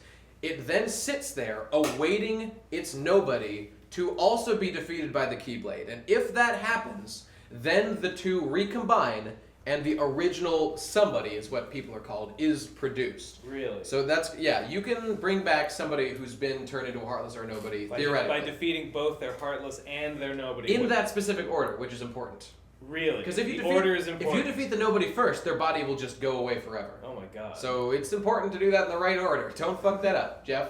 So in those big Musou battles in Kingdom Hearts 2, yes. You're like spontaneously generating a lot of human beings in the middle of space. Their hearts do float out in that void for a long time. Well, actually no, because in Kingdom Hearts 2, what the organization is doing is the organization has somehow co-opted the Keyblade's unique ability to revive hearts, and they have sort of diverted that stream through science mechanisms into what they call Kingdom Hearts, but is definitely not Kingdom Hearts. In Kingdom Hearts 2, what's going on is that so Ansem Secret of Darkness, right? He was the bad guy in Kingdom Hearts 1. Actually, he wasn't Ansem. He was a dude named Xehanort. he had stolen his master, Ansem the Wise. He had stolen his identity after Ansem the Wise told him to stop his research into the hearts and people's darkness, into the darkness of people's hearts, and had cast Ansem the Wise out into the realm of darkness. And him, Xehanort, and his fellow disciples of Ansem the Wise took over and started just going crazy, doing experiments. So this is clearly a retcon, but whatever, it's just how it is. There's a bunch of like little things that don't make sense here. Like there's these things called the Ansem reports in Kingdom Hearts 1, and in Kingdom Hearts 2, it's revealed that all of them except for one were faked and were said to be by the apprentice, but were said to be by the original Ansem, but were actually by the apprentice. Only one was actually by the man. It's fucked up. It's does it really matter who wrote them though? They're still true, right? It does matter because there's a lot of referring to like I did this and I did experiments that killed everybody, and so it's just there's Nomura fucked up, but he's still a god, so it's fine. Yeah. Okay, so their goal in this game is to so they're all nobodies, right? Their goal has become to regain their selves, and because we don't actually the characters in the world don't actually know. Because actually, nobodies are a pretty new phenomenon. Heartless have only been manufactured for maybe 10 years or something since the original experiments that Xehanort and the other apprentices had done started the proliferation of Heartless throughout the world of light. Nobodies are a fairly new thing. The organization's real goal, that's right. Yeah. Their real goal was to take all the hearts they could get and smush them together and make hearts for themselves. Because we didn't talk about this before, but the main downside to being a nobody is that you have no emotions. You don't have any emotions. You feel real sad all the time. Well, actually, you don't even feel sad. You feel nothing. What was I gonna say? Are they sad that they don't have any emotions? Is that actually? It kind of seems like they are. Yes. They're like, oh. This is one of the biggest bullshit points in the whole series. Why can't I feel anything? You would think that someone who has no emotions wouldn't be motivated to do anything to change it, and yet they're super motivated. Jeff. Axel is clearly in love with Roxas. That's kind of okay. As we find out way later, that was totally bullshit and wasn't true at all, and every nobody will eventually regrow a heart. So you can throw all this shit out the window. But for Kingdom Hearts 2, this was totally true. So, it still matters in the context of Kingdom Hearts 2. Right around Dream Drop distance is where this all goes in the trash. Okay, I'm looking forward. But for now, it's legit. So, the ultimate point of Kingdom Hearts 2 is to sort of discover who the fuck Roxas was that you played at the beginning of the game, which you find out later is, he's a nobody of Sora. And to find out who the fuck Namine was, because that was unclear in Chain of Memories, and to know what happened to Riku, the king, and what state the world is in following the events of Kingdom Hearts 1. So, turns out that guy who looked like Ansem Seeker of Darkness was in fact Riku. Riku hadn't turned evil and given into darkness, but he found that if he sort of took on the shape of Ansem Seeker of Darkness, and that's why I call him Ansem Seeker of Darkness, because he is not Ansem, totally different guy. We're talking about Ansem Seeker of Darkness, the main villain of Kingdom Hearts 1. Versus Ansem the Wise. Versus Ansem the Wise, who's the real Ansem. That's right. Digi. And to clarify, the real Ansem is not Sora or Xehanort. No, but he is very related to him. I mean, But he is not. He's his own. He has no connection physically or biologically to anybody else. He's basically backstory. He's not. Important. Yeah, kind of. Did you just say that Riku was Ansem Seeker of Darkness, the villain from Kingdom Hearts 1? He has taken on the appearance of him in Kingdom Hearts 2. So he wasn't actually also the villain in the first game. He was possessed by him. He was possessed by him, and Ansem still lived on in his heart at some level. New thing in Kingdom Hearts 2 is just Riku has decided to look like that guy. That's right. And he did that because he gets a power boost when he does it. And you see, what Riku had been doing in between the events of Kingdom Hearts Chain of Memories, Ben? Why does he get a power boost by looking like Ansem? Because it's really convenient. I don't for the know. plot. You know why? So it could be a cool thing where he looks like Ansem now, and so they can trick you into thinking Ansem's still alive. First of all, trick you for the whole game. First of all, it doesn't make any sense that he can look like Ansem. Second of all, why does he need a power boost? Why would that happen? Well, I mean, there was one scene. I mean, I feel like this is the justification for why he looks like Ansem, but there is a scene throughout Kingdom Hearts 2 that you see where Roxas So Riku's goal throughout Kingdom Hearts 2 and beforehand was to reunite Roxas with Sora. Because as we find out, Roxas had a whole bunch of memories that were, when Namine was fucking up with the chains, a lot of that stuff just ended up with Roxas. And Sora needed them links back in order to be revived fully as his own dude. So they needed to kidnap and murder Roxas in order to resurrect Sora. That's fact. And that was Riku's primary goal throughout the events of before Kingdom Hearts 2. Although Sora was already better by the time that happened. Well, it's before Kingdom Hearts 2 starts that he's doing.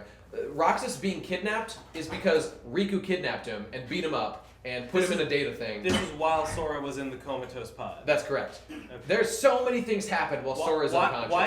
Why didn't Riku think that Sora would just wake up and be okay like Namine said he would? Because Namine said that he wouldn't. Because complications arose. Oh. Complications arose, which is because the tagline of Kingdom Hearts. Complications. This whole thing so far is complications. That's right. Because Roxas has like 5% of Sora's memories, and he needs He all of his got memories way back. more later. Because in the events of Kingdom Hearts 358 over 2 days, memory manipulation becomes an even bigger deal, and sort of spiraling off from the Riku replica events of Chain of Memories. Well, in any case, Kingdom Hearts 2 we'll go back to that in a second, but Kingdom Hearts 2 sort of wraps up with Sora finding Riku. They just, as soon as they meet, they like immediately cure him looking like, because he was sort of stuck looking like Ansem Seeker of Darkness, which is why he hides from Sora throughout the whole game, because he's ashamed of how he looks, which keeps Sora looking for him the whole game. As soon as they meet, Sora immediately cures it. Sora doesn't do it himself, but there's like a magic machine in the next room that they use to cure it. It was great. It could have done anything. It could have done anything, but it cured Riku immediately. Awesome. Okay. Awesome. Glad you're so in support of this. Yeah, Fucking dude. contrived ass. I love it. I love it. It's the best plot I've ever heard. So, okay, and basically they're just trying to beat up the organization. Because the organization's goal, like I said before, they're manipulating Sora to, they're fucking with worlds to create Heartless, so that Sora will beat up those Heartless with his Keyblade, because only he can do this, to take those hearts and send them along a path that they manipulate to form their fake Kingdom Hearts in this world called the World That Never Was, which is sort of the nobody hub world. And they will use that. Their plan is to use that to give themselves back hearts, because they're sad that they're nobodies, even though they have no emotions. There you go. I guess that's the one emotion they have, that they want a heart. I don't know. Never addressed. But in any case, so they get to they kill. Sora slaughters every member of Organization 13. It's awesome. It's rad. Some of the best boss fights ever. So Ben, because he has not slain their corresponding Heartless, they're just being dissolved. all of the cool ones, it turns out later, had their Heartlesses conveniently killed. Okay. I mean, I guess they were just some of the Heartless you killed. I don't know. Yeah, why not? Yeah, why not?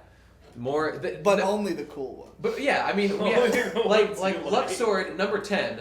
You kill as nobody in Kingdom Hearts 2. In subsequent games, we haven't seen him anywhere. I guess he's just dead. But Axel's fine. Axel's gonna be fine forever. He's not going anywhere. Fine forever. Everyone will be fine in Kingdom Hearts. Forever. They will just keep making up excuses to preserve people's life.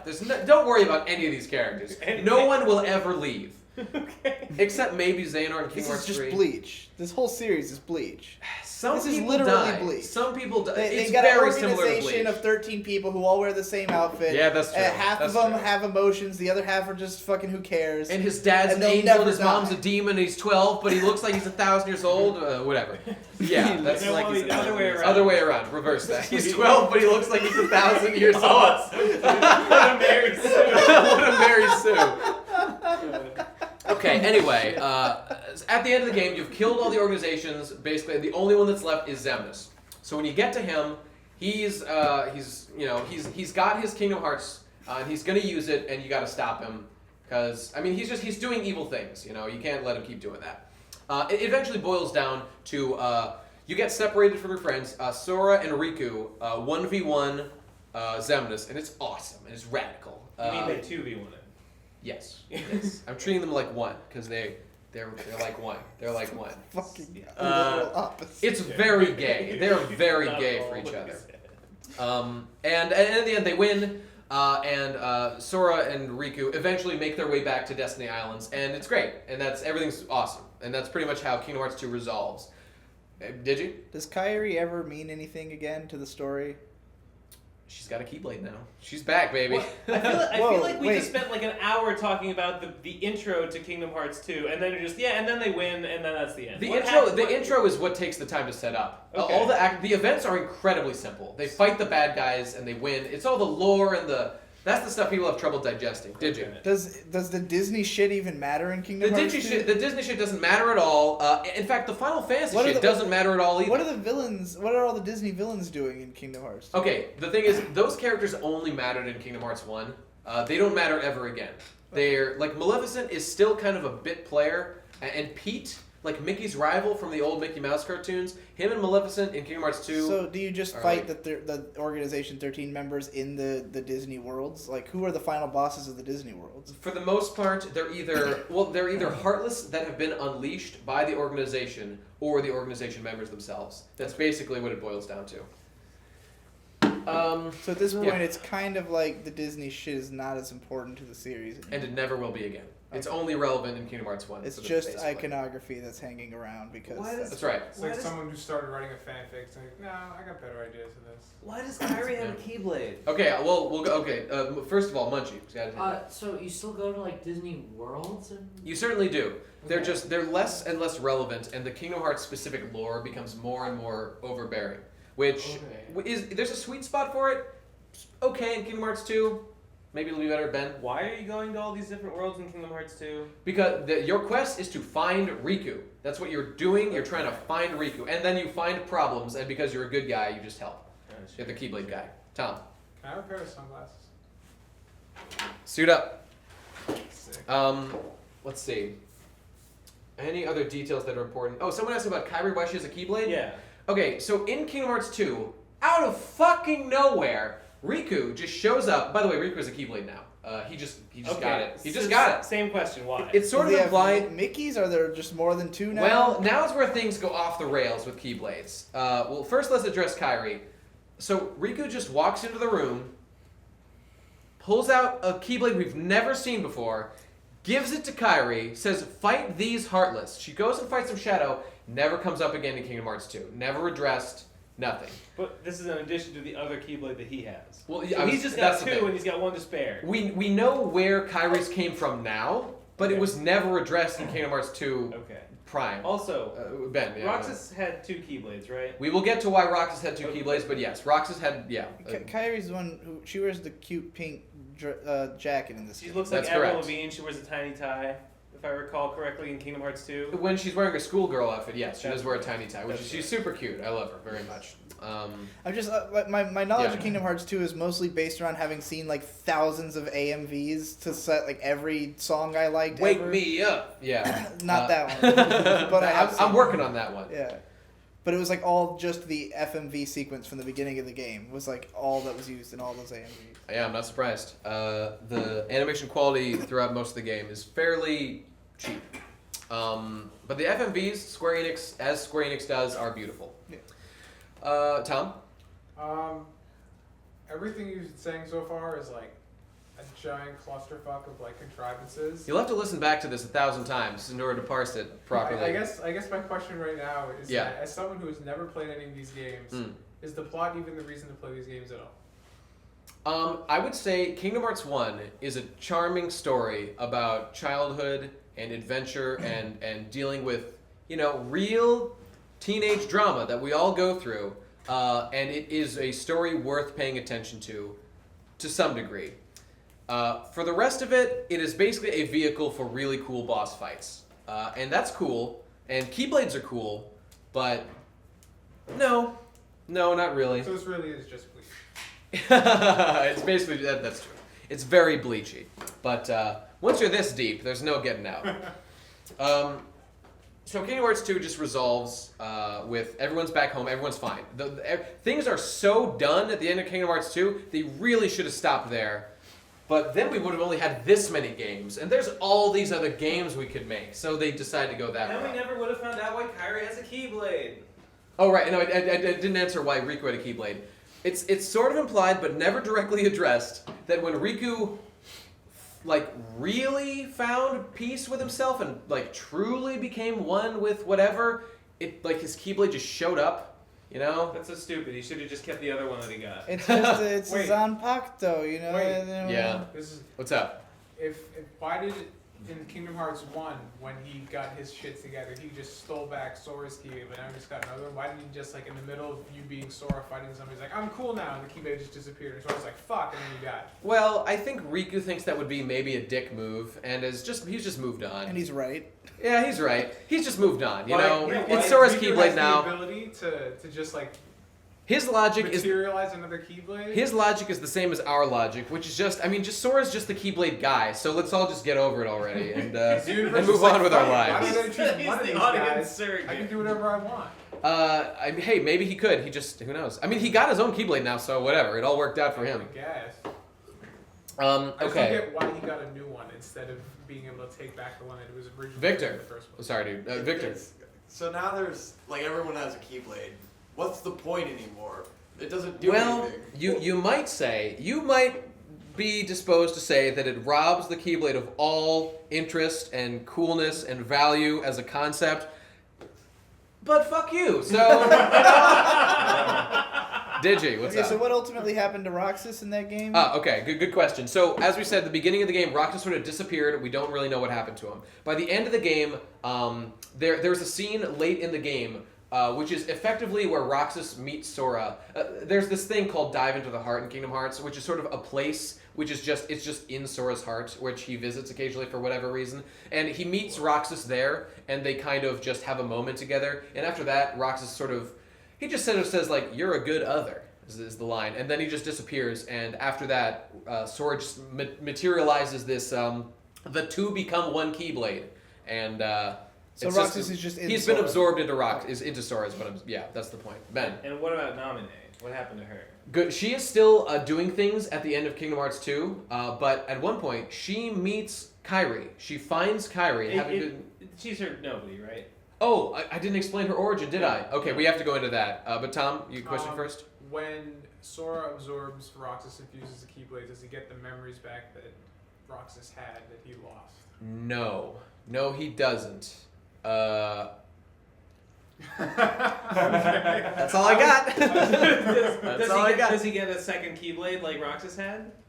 Actually, at the beginning of Kingdom Hearts 2, he has developed the ability to use two Keyblades. Sora has. That's correct. Huh. And I'll talk about that in a bit, but Jeff's had his hand up for a bit. What's up? Isn't the dual wielding Keyblades thing related to a keychain that just splits them into two Keyblades? Not quite. I'll tell you this. The dual Keyblade concept relates to the fact that Sora's heart has a little bit more going on inside there than your average heart. And we'll get into that business around here. Digi? So, all that at the beginning of the game, when you're Roxas and you got all your friends and you're doing all this, does any of that horseshit matter at all? Or Yes. is it a huge fucking waste Because of it time? makes you care about Roxas. It didn't. But yes, it did not. You're no a robot. Shut the hell Get up. out of my His friends class. are stupid and I hate him. Digi sucks, and I always wanted to eat sea salt ice cream. Yeah. Who didn't want to eat sea skull ice cream, You bitch? play those fucking skateboarding mini games, the garbage fucking controls, and you jump. Look, it takes like 2 Roxas hours. is a cool guy, and he I has failed cool on that like friends. 30 times. Look, You suck at video games. Yeah, the that's game right. sucks. Hey, I'm all right, fine. shut up. Gib, what's up? You never explained why Roxas has two Keyblades. That I will when I talk about why Sora does, because they're the same reason. And I will get to that. Ben? So never explain what the hell is Namine. I'm going to do that immediately. But Tom, I what's just up? want to make the statement that Sora being able to magically use two Keyblades because he's a cool guy is getting dangerously close to Sword Art Online territory. No. It's not just There's a because good he's reason. Cool guy. Okay, the thing is, though, in Kingdom Hearts 1, everything was as it was presented. Everything was fine. Within Kingdom Hearts 2... Everything was simple and clean. Everything was simple and clean. How we feeling, everybody? Simple and clean is the way that you're making me feel tonight. It's hard to let it go. When you walk away. What was the you question again? don't I hear spaced me out. say, What the hell? Well, Tom was saying that it's bad that. Yeah, you were saying this. Namine, we're on Namine. Yeah, Namine. Okay, let's get to Namine. Yeah, let's just do that. We'll address these issues later. Okay, so Namine's origin. Okay, So as we said before, Kairi is a princess of light, yes?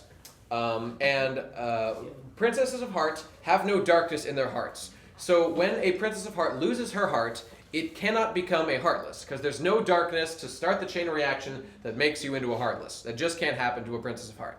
So normally, what happens to one is what happens to Kairi's body in Kingdom Hearts 1. Their body and soul, basically, are comatose. They just kind of hang out, and their soul just drifts off doing, or their heart just drifts off doing something untainted by darkness. But in this specific case, Kairi's heart took refuge in Sora's heart. It kind of just burrowed in there, and there's a moment where they kind of phase through each other, and in that moment, her heart went into Sora. So way later, when Sora releases Kairi's heart from within himself, and it releases both of their hearts. Okay, so when she became a Heartless in the first place, a Nobody can't be formed without darkness. A Nobody has to have darkness too, just like a Heartless does. So that could make a Heartless at that point, or that could make a Nobody at that point, or a Heartless. But when her heart is specifically released from within Sora's body, so Sora, hearts were released. Sora does have darkness. Sora does have a little bit of darkness. He's not a perfect person, so he's got a little bit of darkness. When those 2 hearts were released from his body, it formed 2 separate Nobodies. And those Nobodies are Roxas, who's just basically just, for the most part, just Sora's Nobody. And then Namine, who kind of is a half and half between Namine and Kairi. Princess of Heart, weirdo, witch, whatever. So she's basically their daughter in this ship fic that is KH2. Only way hotter. Yeah. Only totally of age. Yeah!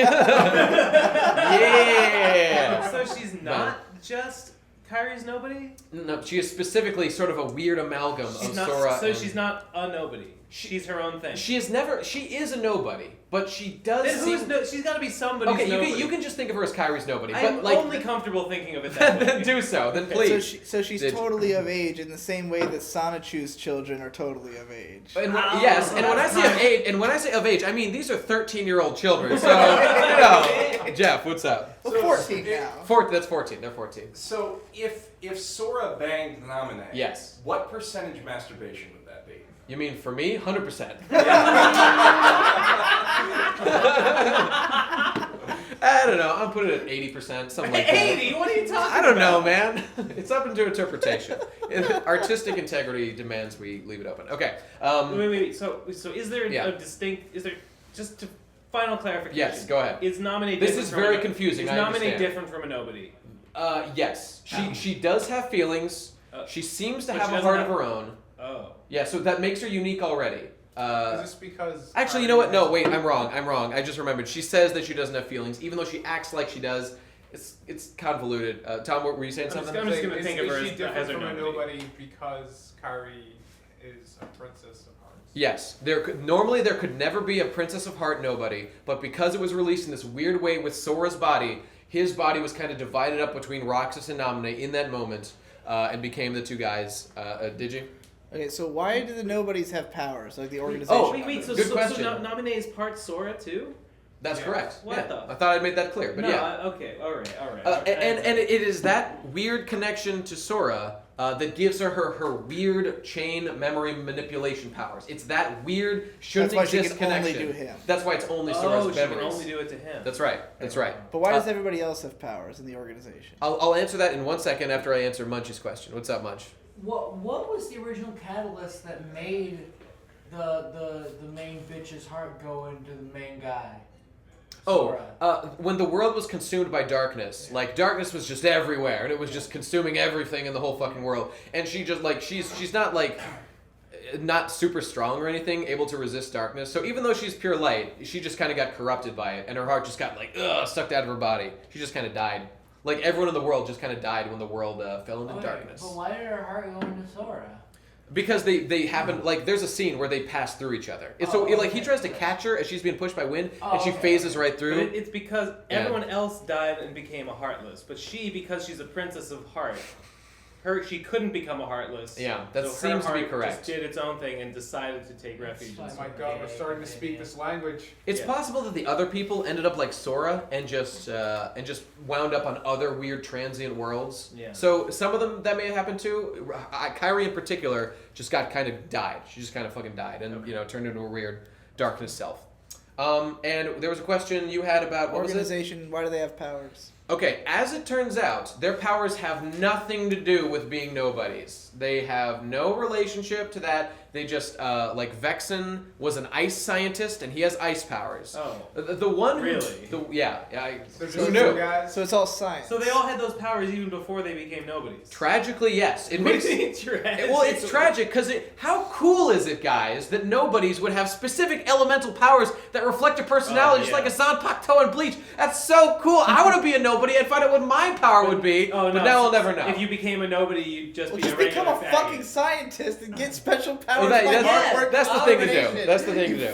So it ruins the fantasy of if you became a nobody, you'd have powers because you'd just be an asshole. Well, You just gotta work for your powers, dude. You can't just. That's true. What we know is that these guys had these powers before they transformed. We have seen it in that happened.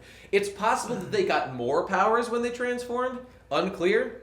Did you? Could you possibly pick a couple of nobodies and explain why we care about them at all? Because you haven't talked about any of their stories or anything. Okay, none of the organization members several of them are important. Okay, so in the organization, Roxas was taken under their wing as a member because they once Roxas existed as a nobody, he had the ability to use the Keyblade, and that was to join.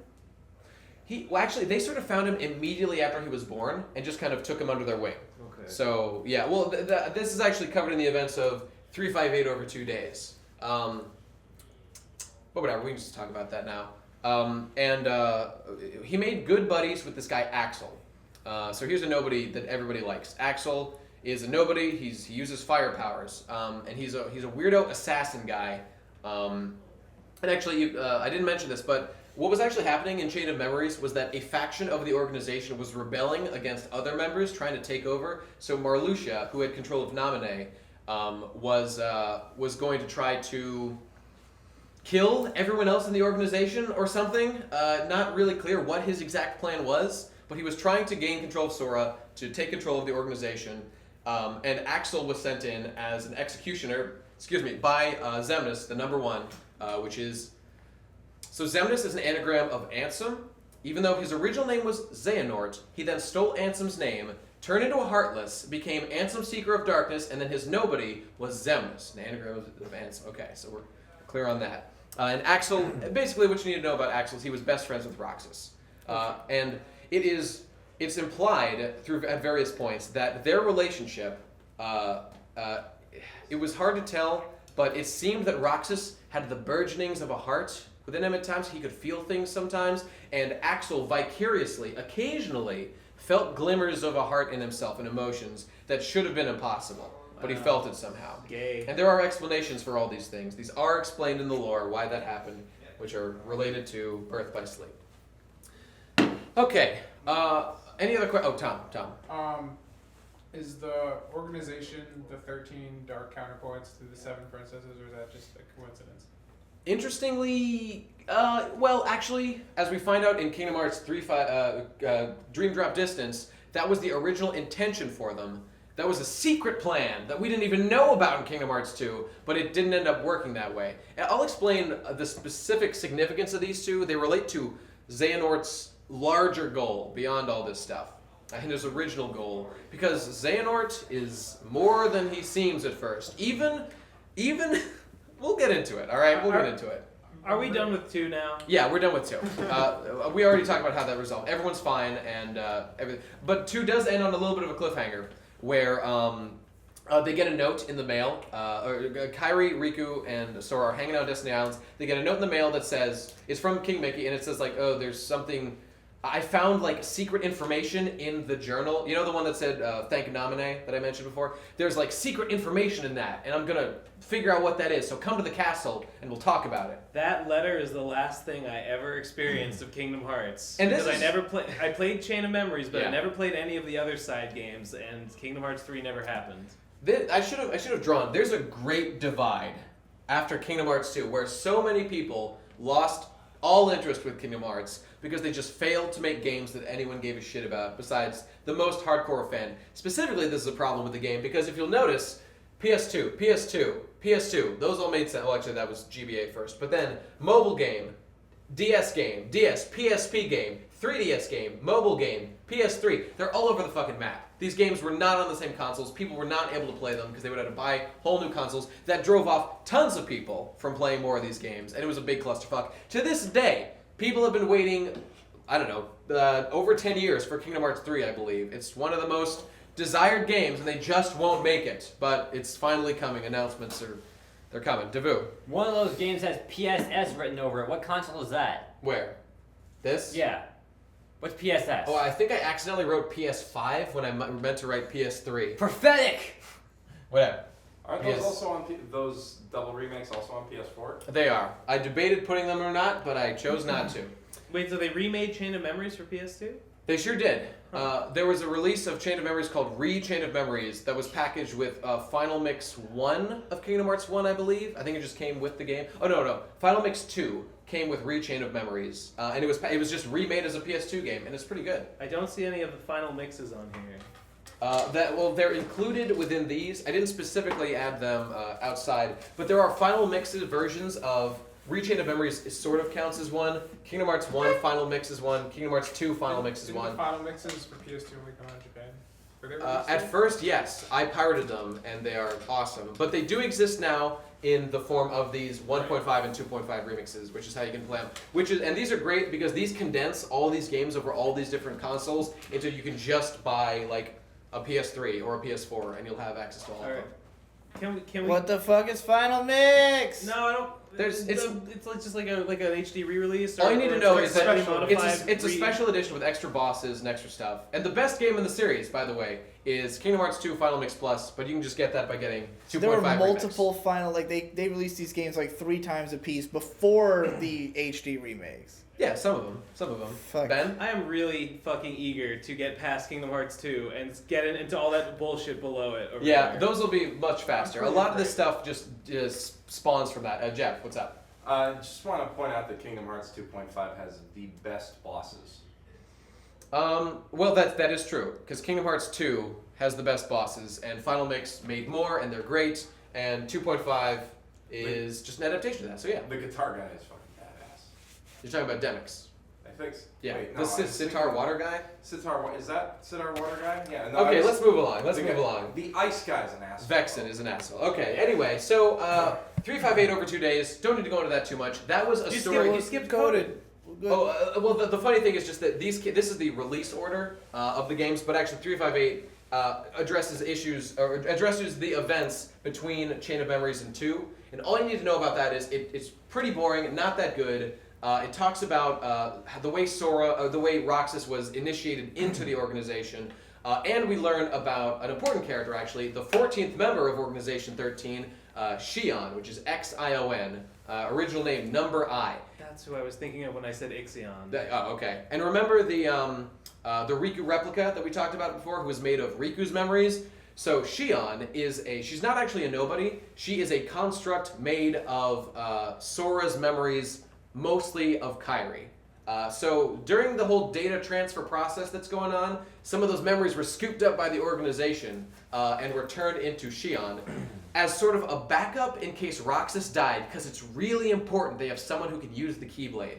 So Roxas actually ends up training Xion for a little while in order to get her to use the Keyblade. Ben? You can just make a person out of anything in this universe. You really like can. Any you old really thing, can. You just like sew it. You just mix it all up in a big old pot. You got some memories. You got like a piece of leg. You just put it all in a pot, and there you go. Interestingly, you got a guy. There is a couple of events in Halloween Town specifically where the guy with the brain, Dr. Brain or whatever, he throws a bunch of shit together, like flowers and things that don't really seem that relevant, and it just kind of comes alive, and he's trying to make a heart. What's her name?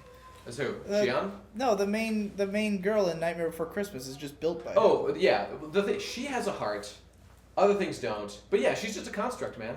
I don't know. Can't explain it. Doesn't make sense. Was that coded or 358? We're talking about 358 He right wasn't now. able to make a heart when that experiment you Oh, just well, described? she was like an accident. He didn't know why she was able to form a heart. He was trying to replicate it scientifically, but there's just no understanding the mysteries of the heart, you guys. You just can't do it. No. And it's also evil, so don't try. Yeah, don't.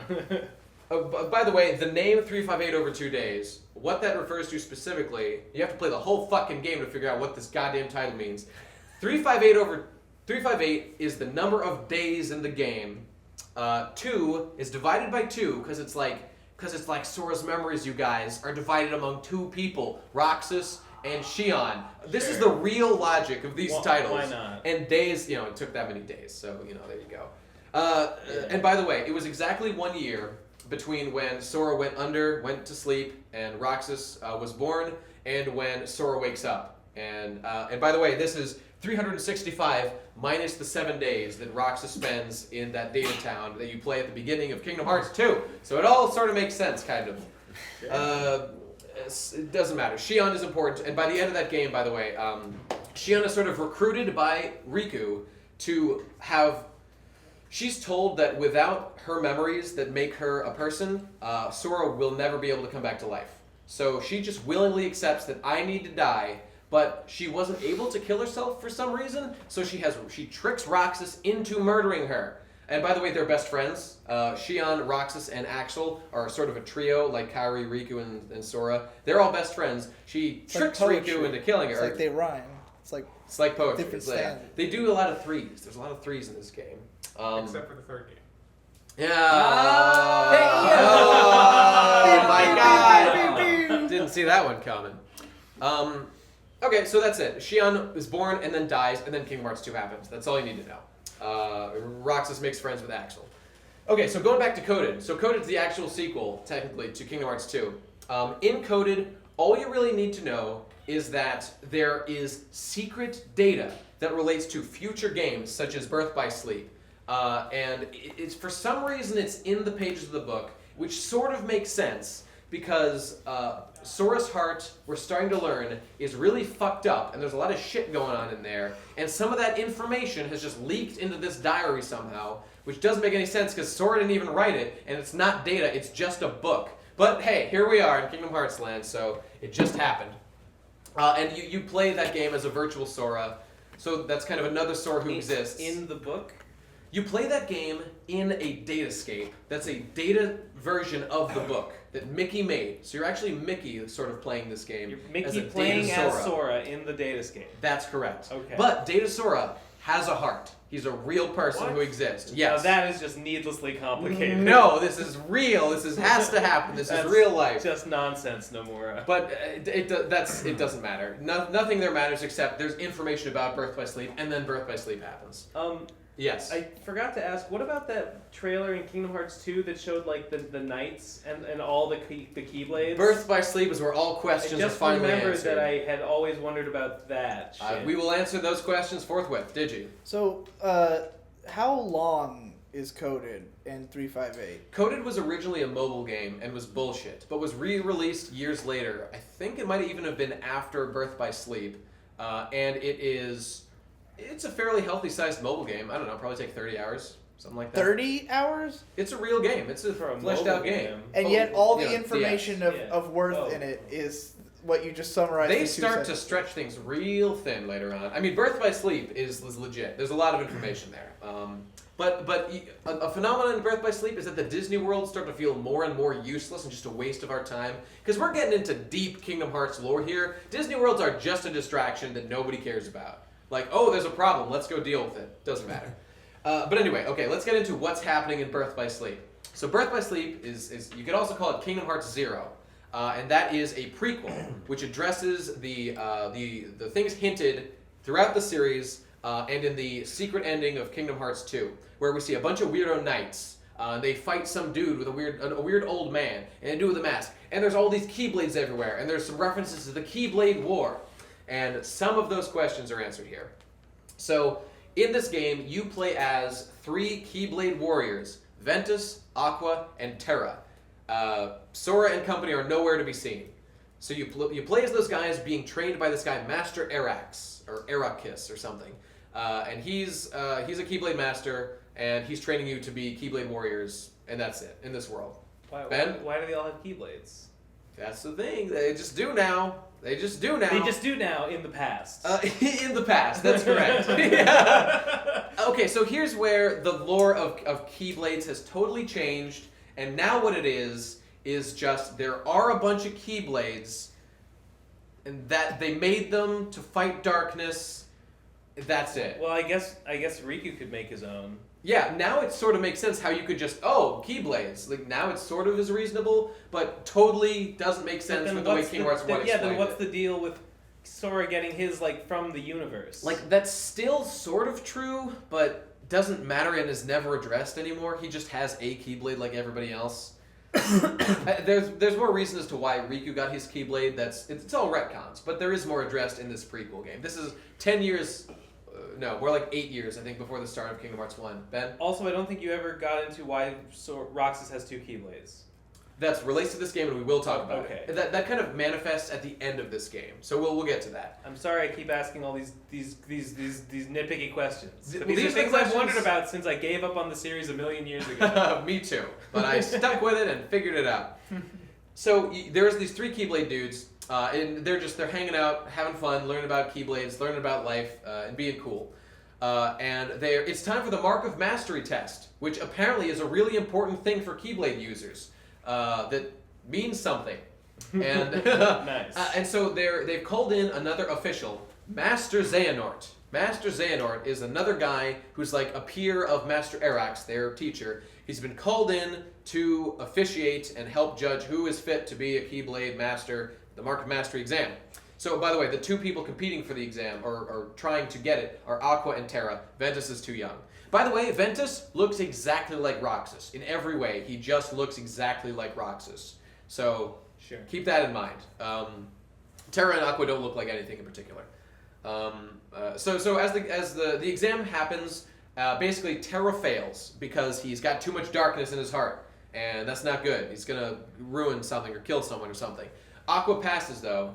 And Aqua becomes a master, which makes no tangible difference whatsoever, but for some reason is insisted upon as really important. I don't know. So moving along, Master Arax has forbidden everyone from leaving the world until you passed your Mark of Mastery exam. And Ventus doesn't like that. He wants to go adventure. Terra's frustrated by that too. Aqua is a good little girl who doesn't really mind.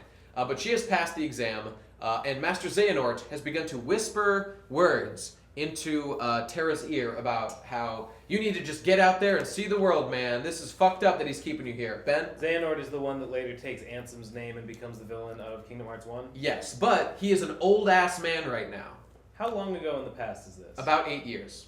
Wait, this whole thing with Ventus and such is 8 years before the events of Kingdom Hearts 1. That's correct. Wow, I thought it was like centuries. I would have thought so too, but no. Okay. So what we're learning here is that there just are people out there who just train with Keyblades, even just 8 years before the start of Kingdom Hearts 1, that are just, I don't know, they're like Power Rangers that go around and do stuff. There aren't a lot of them. Like most of them are wiped out or something, so not a lot of them left.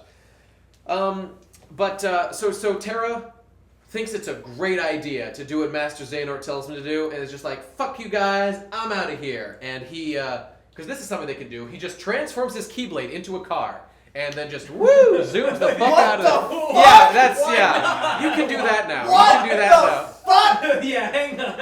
Okay. Keys Jeff? operate cars. It makes perfect sense. Makes sense. That makes sense.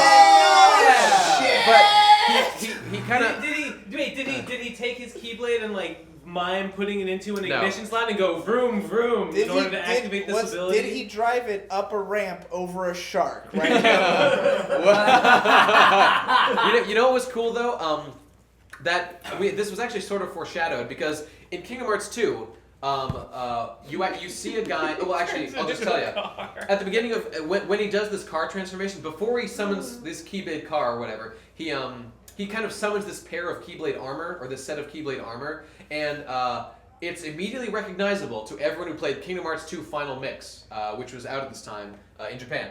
And in Kingdom Hearts 2 Final Mix, there is the super duper ultra mega secret boss is this guy called the Lingering Will, I believe, which is Terra's armor.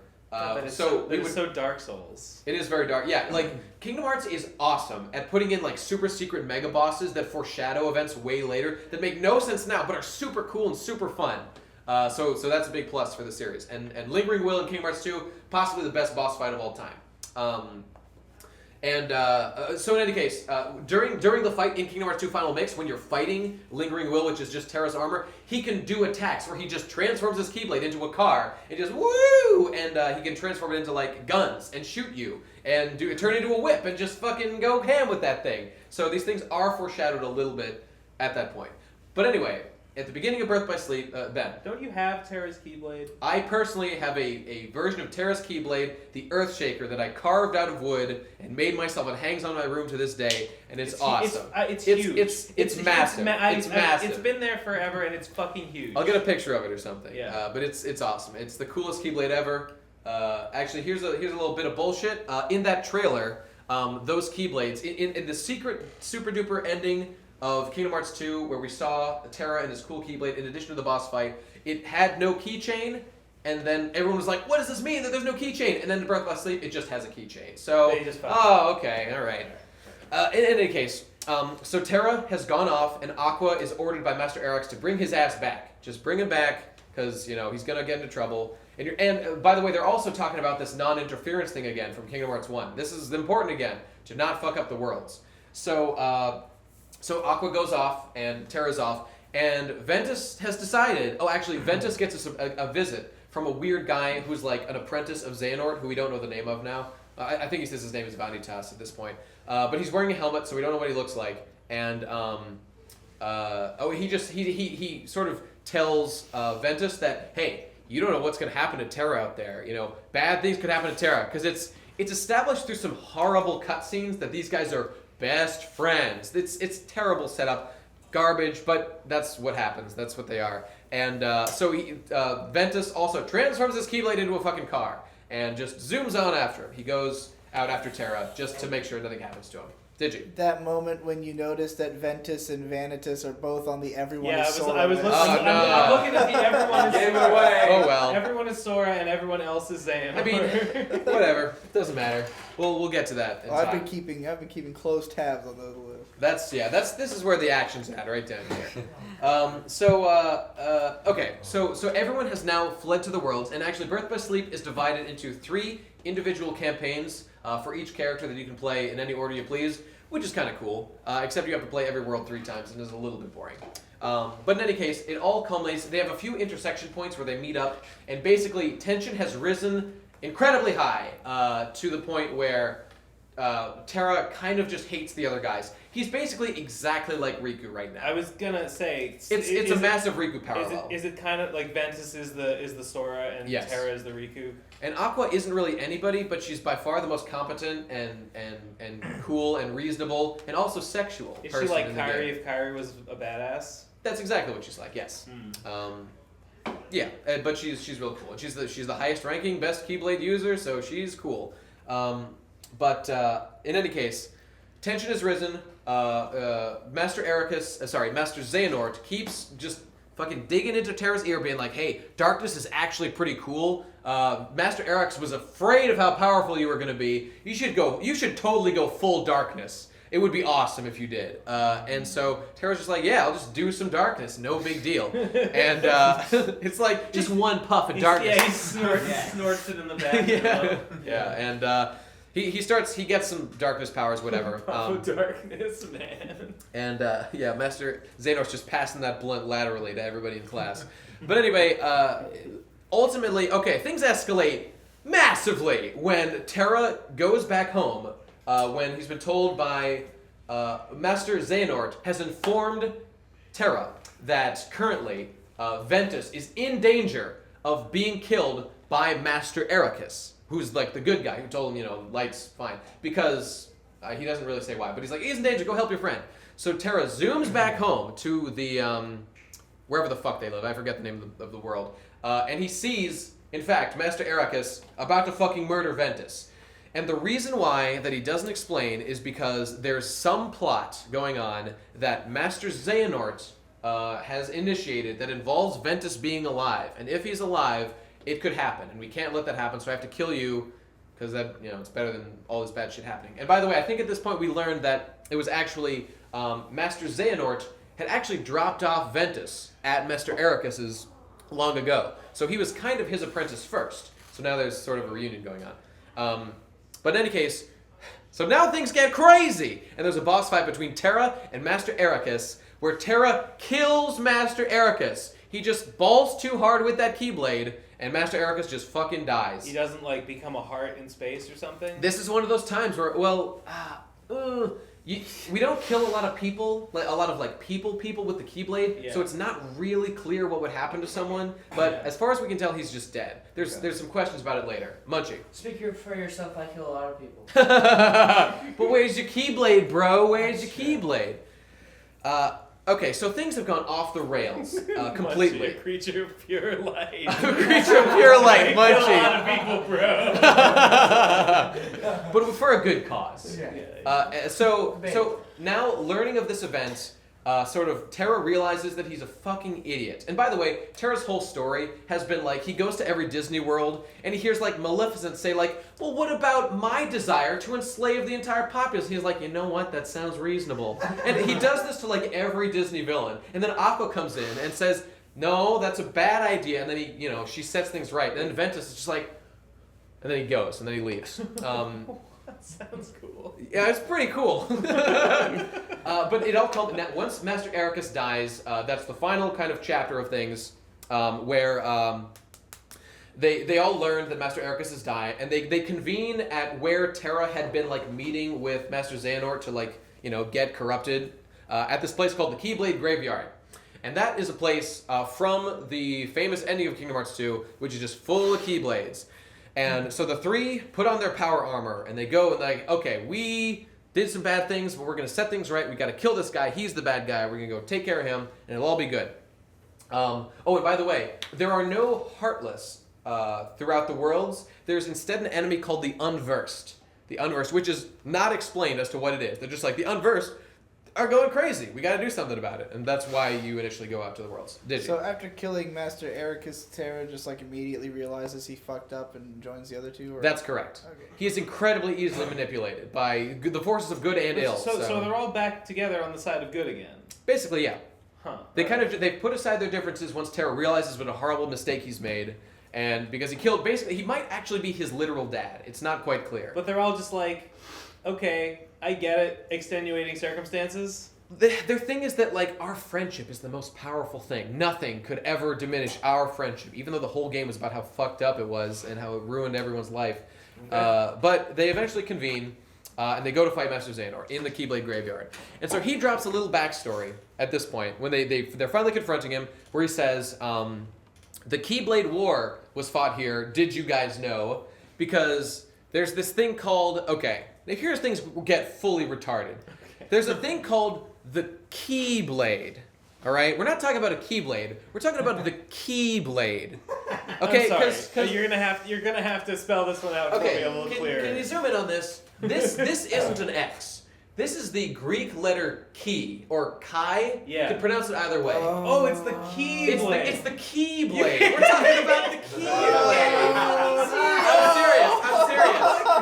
These words are used interchangeably from here on. It's just, we're off the rails. We're completely off the rails at this point. Oh, it's the Keyblade we're talking about. We're not talking about Keyblade. We're talking about the Keyblade, okay? Oh, is there only one? There is, in fact. The Keyblade's a little There special. was only one, and then there became multiples, right? you can sort of manufacture a Keyblade under specific conditions. Is there any...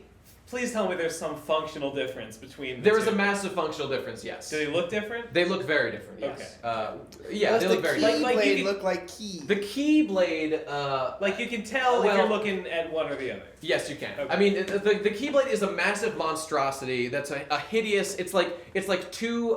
Sora's basic Keyblade is called the Kingdom Key. It's like two of them crossed with a sword in the middle. So it looks way different.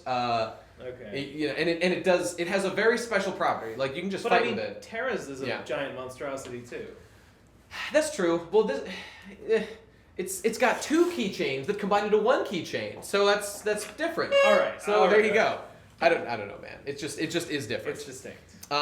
So now he dumps all the lore about why everything ever happened. So there was a Keyblade War because turns out there's a thing called a Keyblade, not a Keyblade, but a Keyblade that you can use to directly access Kingdom Hearts. And whoever controls Kingdom Hearts controls the entire existence. All of the multiverse, all the worlds are controlled by Kingdom Hearts. So when he was a young lad, him and Ericus were, buddies. They were raised together. They became masters together. And he was really interested in learning about the secrets of darkness and the Kingdom Hearts. But his master and Ericus were like, no, don't do that, that's no good. So Xehanort pieced, and he just went to do shit on his own. And he learned about all these secrets, including that if you control this thing, you can control the whole universe. And he just really wants to know all the secrets that there are out there. And he doesn't care what it takes. He wants to just get there.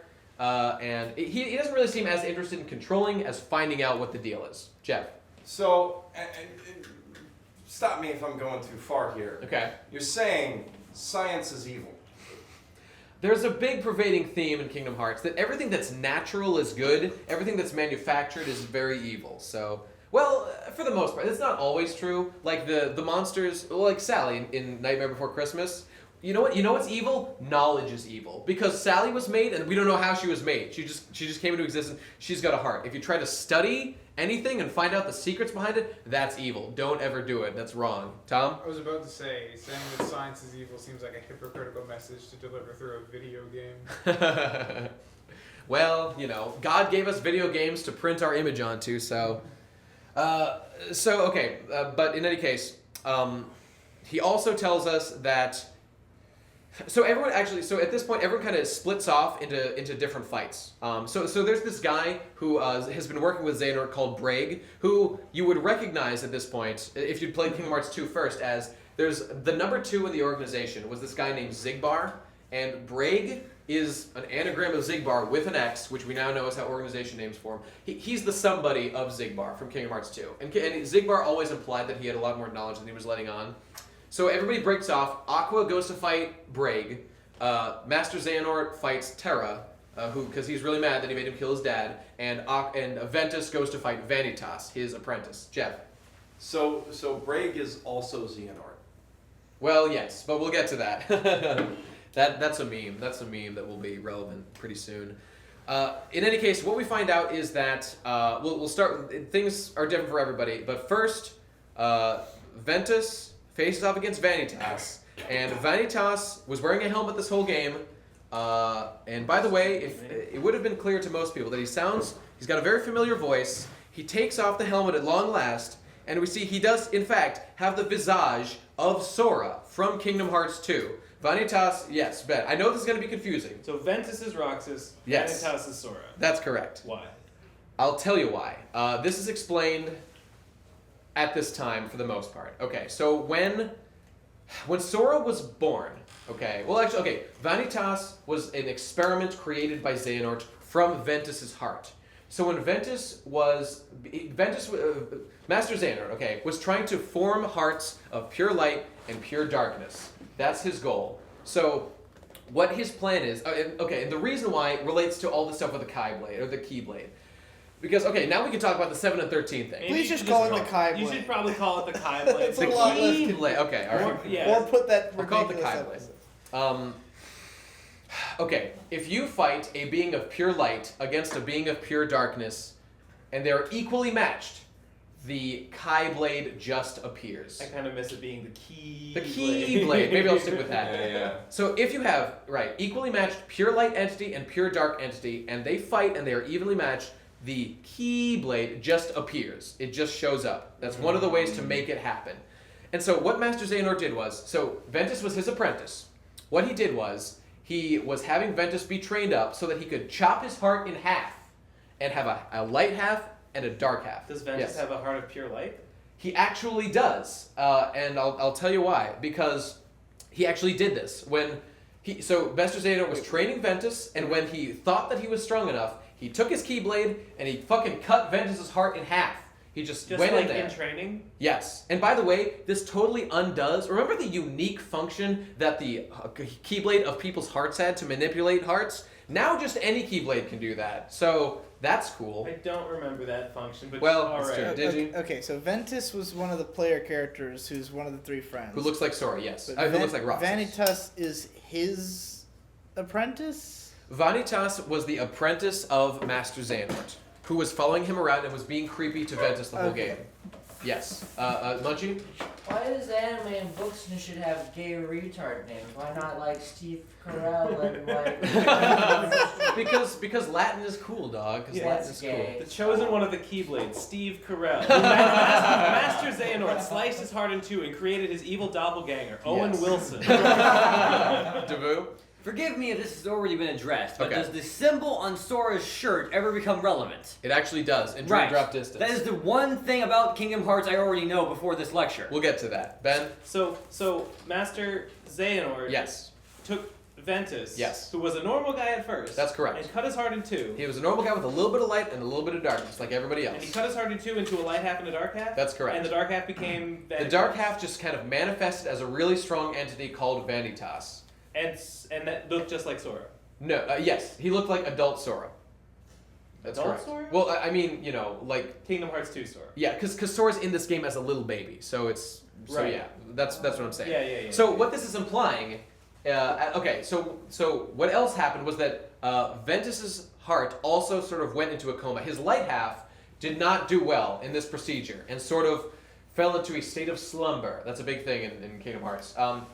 But at this moment, it just so happened that there was a miraculous, well, not miraculous, but a baby was born at the moment when Ventus's heart was cleaved in twain. That heart was Sora's heart. And through the mists of time and space, there was a connection formed between these two. They were in totally different places, but a connection was formed with a newly born heart, Sora's. And it invited Ventus's heart in to take refuge until it was strong enough to you know, leave on its own. This is what happened. Oh, no, sorry. I think I get it. All that happened at this point was actually a connection was formed and Sora sort of like gave strength. That's what a connection formed at this point. Just when he was born as a baby. Yes, he was just a new heart. At the same time, but they have the cutting and the birthing happened at the same time, and they formed a connection that allowed Ventus to not die. That's what happened. Okay. There's more later. So okay. yeah, there's a bunch of other things that happen here. So is that the birth by sleep? Yes. Is that the game we're talking about now? We are talking about Birth by Sleep, that's correct. Okay. Yes. But there's also more Birth by Sleep. There's so much more. There's so much more. Oh my god. Okay, so every single one of these titles is just so I love the it's titles. It's multifaceted, like a jewel that just refracts different light, and no matter which way you turn it. My definite favorite is Kingdom Hearts 0.2 Birth by Sleep, a fragmentary passage. That's my favorite one. Yes, there's so much meaning in Kingdom Hearts 2.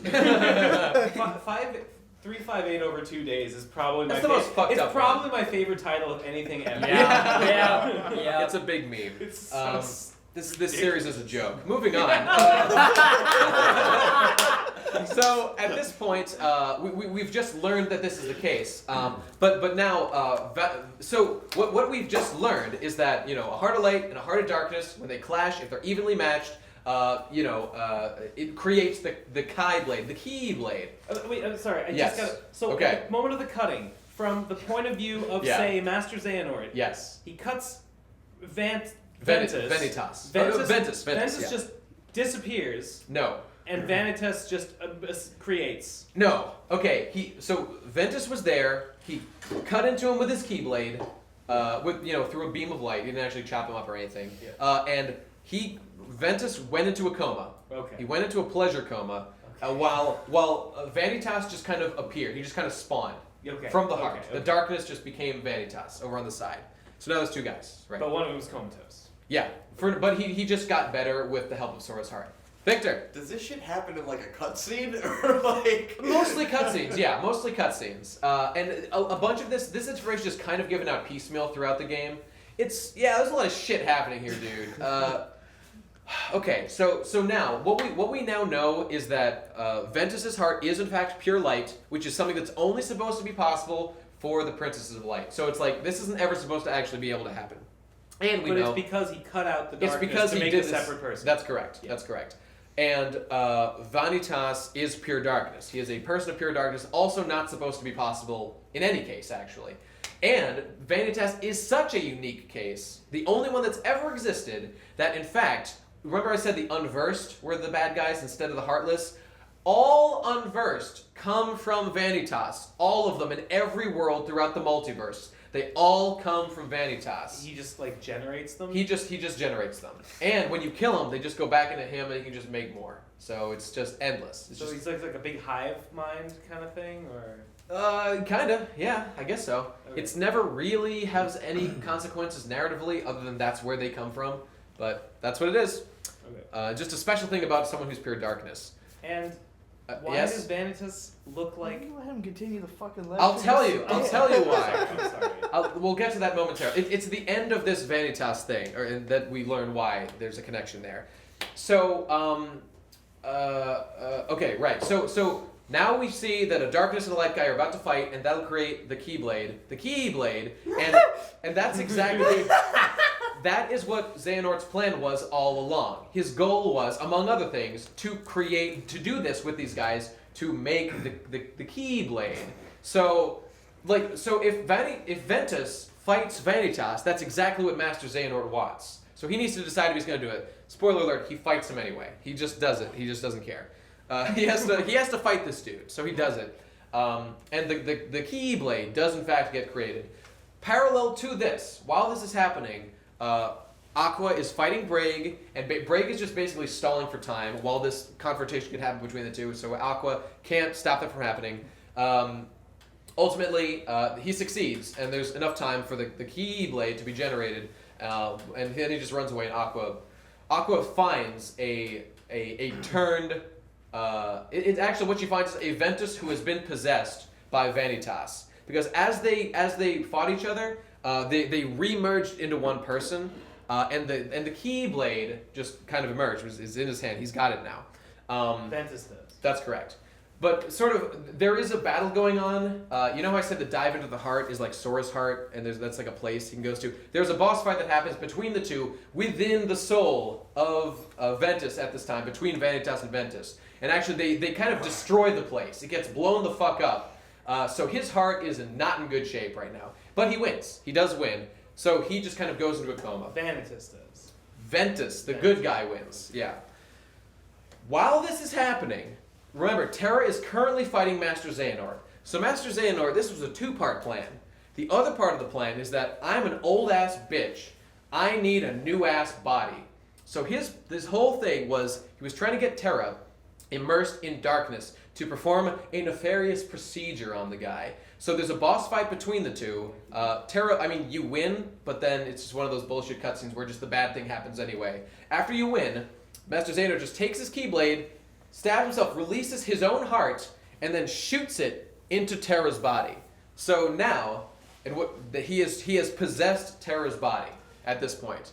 And he is now Xehanort. So he's got silver hair, he's a weird guy, he's just got Master Xehanort's personality, he's taken over. Is he called Xehanort? Well, no. Right there, dude. Xehanort is here, but I mean... They don't say that name in the game. Right now, he would call himself Xehanort. Like, he's got full control. Yeah. But, so remember how there's a will, or there's a soul, a body, and a heart? This is the only time where something cool happens with the soul in the whole series. So the soul of Terra, remember I said he was wearing armor? The soul of Terra emerges, takes the pieces of Terra's armor, forms them into a Keyblade warrior, takes his Keyblade back in his hand, and fucking defeats Master Xehanort in his own body. It was the most kick-ass thing that ever happened in history. It was so awesome. So that's the lingering will? That sort of event is lingering will. And he still exists to this day in the Keyblade graveyard. Just as a soul. Just as a soul, that's correct. Wow. It's fucking nuts. It's fucking sick, dog. Okay, so he basically made a heroic sacrifice. Like, he doesn't get back to his body. actually, it didn't really accomplish anything to beat up Master Xehanort. But his body's gone and he can't go back. He's just a soul in a suit of armor. That's correct. So he didn't kill Xehanort? He beat him up, but he didn't kill him. Well, he gets, and Xehanort, like, the fight kind of gets interrupted, is what happens, by an explosion. But Xehanort gets away with his body. That's correct. Wait, hang on 1 second, and this fight sort of ends with the explosion generated by Aqua and King Mickey, who is sort of an ally of the Keyblade Warriors who showed up throughout this, as they defeat the outward body of a Vanitas-possessed Ventus with the Keyblade. They defeat him, it creates an explosion, and they all get thrown their separate ways. Everything goes crazy at that point. So everyone goes flying. Davu. Do you play all these games 3 times, or you hang out on the co-wiki all the time, or do you have an incredibly photographic memory when it comes to this specific franchise? I have played this game. You have to play each game 3 times. I've done that at least 3 times. I've played this game a lot. So 9 times total. Probably 9 times, about 9 times total. There are a little bit of differences. You get different boss fights sometimes, but I played them a lot. In any case, so the resolution of this is just Aqua finds Ventus's body. He's in a coma. His heart is really wounded. He's like in sleep, and he's trying to repair himself. He's trying to repair his soul a little bit at a time. So she puts him in I forget the name of the world that they're from, but the world that they're from, Master Ericus, is dead. No one lives there anymore. It's just kind of an empty shell. She takes Ventus's body, puts it in a secret passage there. She, at this point, by the way, takes Master Ericus's keyblade and just takes it from him. You can just do that, I guess. And she transforms the entire world into a protective case for Ventus's body, which becomes Castle Oblivion. It just becomes the world of Castle Oblivion. So that's cool. And that's kind of an explanation for why there's all these crazy traps about the secrets in the castle and what's prevented there, whatever. And by the way, now's a good time to explain the connection between Ventus and Sora. Yes. So, at the conclusion of that battle, with the shattering of the heart of Ventus and Vanitas, because they're kind of the same guy, it was such damage was done. I'm sorry, their hearts is shattered, and are they just dead? Well, no. I mean, a normal person would have died. You mean when they were cut, or when they fought each other? When they fought each other again, and there was a big clash within their heart, and Ventus won, but had to kind of shatter just all the shit going on in there. But he did win, and Vanitas is dead, seemingly. He was so fucked up that he would have died, except that old connection he had formed with Sora when he was first born came back online. And at this point, his heart traveled along the life stream, or whatever, through into time and space, into Sora's body, who's probably like 5 at this point. He's a little kid. It enters Sora's body and becomes like a part of his heart way deep down. So Sora, what actually seems to have happened is that as Sora grew up, he's just got that heart until all the crazy things started to happen with him, like unlocking his heart and all that shit in Kingdom Hearts 1. So he has had two hearts in his body his entire life since he was like 5, and kind of since he was 1 when he made the connection. Jeff. So when he turned himself into a Heartless, he had 3 hearts inside of his body. That's correct. That is correct, because he had Kairi's as well. 2 of which were pure light. I don't think he wasn't pure light anymore. He had sort of reabsorbed Vanitas into himself. Oh, okay. Yeah. I mean, his heart's real fucked up still, but maybe he should be fine by the time Kingdom Hearts 3 rolls around, hopefully. But why does Sora look like him? Why does Sora and Roxas and Vanitas and Ventus look like each other? Okay, now we can start to explain some of the weird things that have been happening. So the implication here is that Sora looks like Vanitas just because he has had influence from Ventus's heart. From the splitting of the heart? Well, just like that guy existed within Ventus now, and it just seems to have manifested in Sora as he grew up. It's never explained, but that seems to be the idea. Jeff? Couldn't it be that Vanitas started to look like what Sora would look like when he grew up, because Sora's heart sort of completed the missing parts of Ventus's heart? Also possible. We don't know. Connection that formed. Yeah, we don't know who influenced who. Who could say? But it's fun. You can speculate all you want at home, kids. That sounds plausible. Yeah. And Sora, Roxas rather, looks like Ventus for very simple reasons. Because when Sora split himself into a Heartless, in fact, Roxas was never a Heartless. He wasn't a Heartless at all. Oh. He, in fact, just had Ventus's heart inside him the whole time. So think about that. Crazy, right? So he wasn't even a nobody? He was never a nobody. He was never a nobody at all. He always had a heart. So all this bullshit in Kingdom Hearts 2 about how he had no emotions was just wrong. He was just a separate heart that just manifested its own body that looked like its original body. Was Ventus still alive when Roxas formed? Well, he was produced through the same process that would produce a nobody, but he just had a heart too. Yeah. But was Ventus still alive when Roxas was formed? Ventus is in fact alive, but as a heartless body, just hanging out in Castle Oblivion still to this day. So his heart is in Roxas, which has That's an correct. identical body. That's correct. So Ventus is functionally but in hasn't- Roxas. but- There's just a left. but There by the is end a of distinction made. They are not in fact the same guy. There is a bit of a difference. Yes, did you? But by the end of Kingdom Hearts 2, didn't Roxas get absorbed back into Sora, which means that now Ventus/Vanitas is also now back in Sora? That's correct. That's true. So at the time at the end of Kingdom Hearts 2, all of them are in Sora. Except right. for Not Ventus's Kairi. body. Not Kairi. Well, and Ventus's body and soul are not within him. Yeah, Ben. Is Namine Ventus at all? She's probably a little bit Ventus. Sure, why not? And we're getting into the web of how Sora is everyone, and we'll get a little bit more into Xehanort is everyone as well, or is everyone else, really. Okay.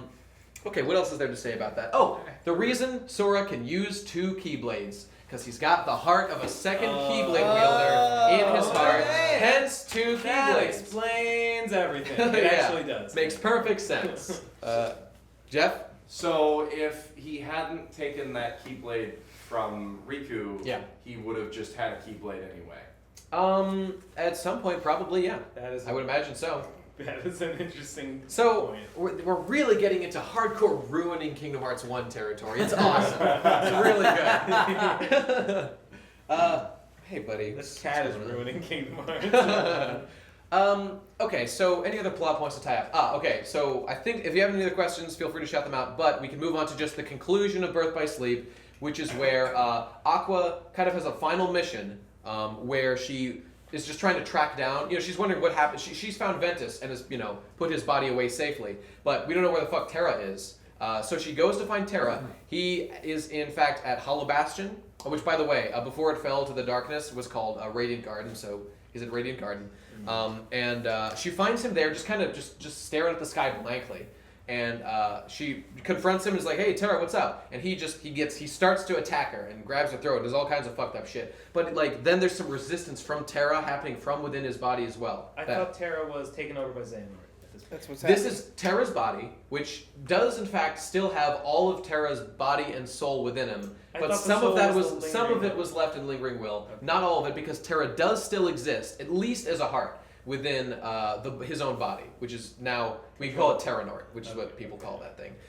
So they have a fight, they have a big fight, and it's during that fight that we see him start to use Heartless power. So if anyone's played Kingdom Hearts 1, you'll know that Ansem used this big Come Guardian, which is the big Heartless that floated around by him. Xehanort starts to use that guy as well. Wait, sorry. What? So the person you fought in Kingdom Hearts 1, was that Terra's body? Okay, we're getting to that in just a little bit. But yes. Okay, we'll just talk about that right now. So they fight Aqua. At the end of the fight, Aqua wins, and Terra kind of just, he's like, and he falls back, and he falls into like a pool of darkness that leads to the realm of darkness. And he's falling down there.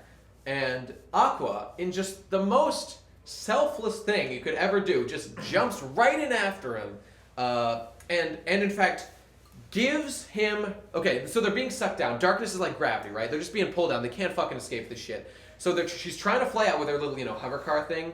What she does is, she just gives Terra her armor, lets herself sink into darkness, and with the weight of only one person, he's able to escape. So Aqua just allows herself to sink into darkness for 1,000,000 fucking years, all alone.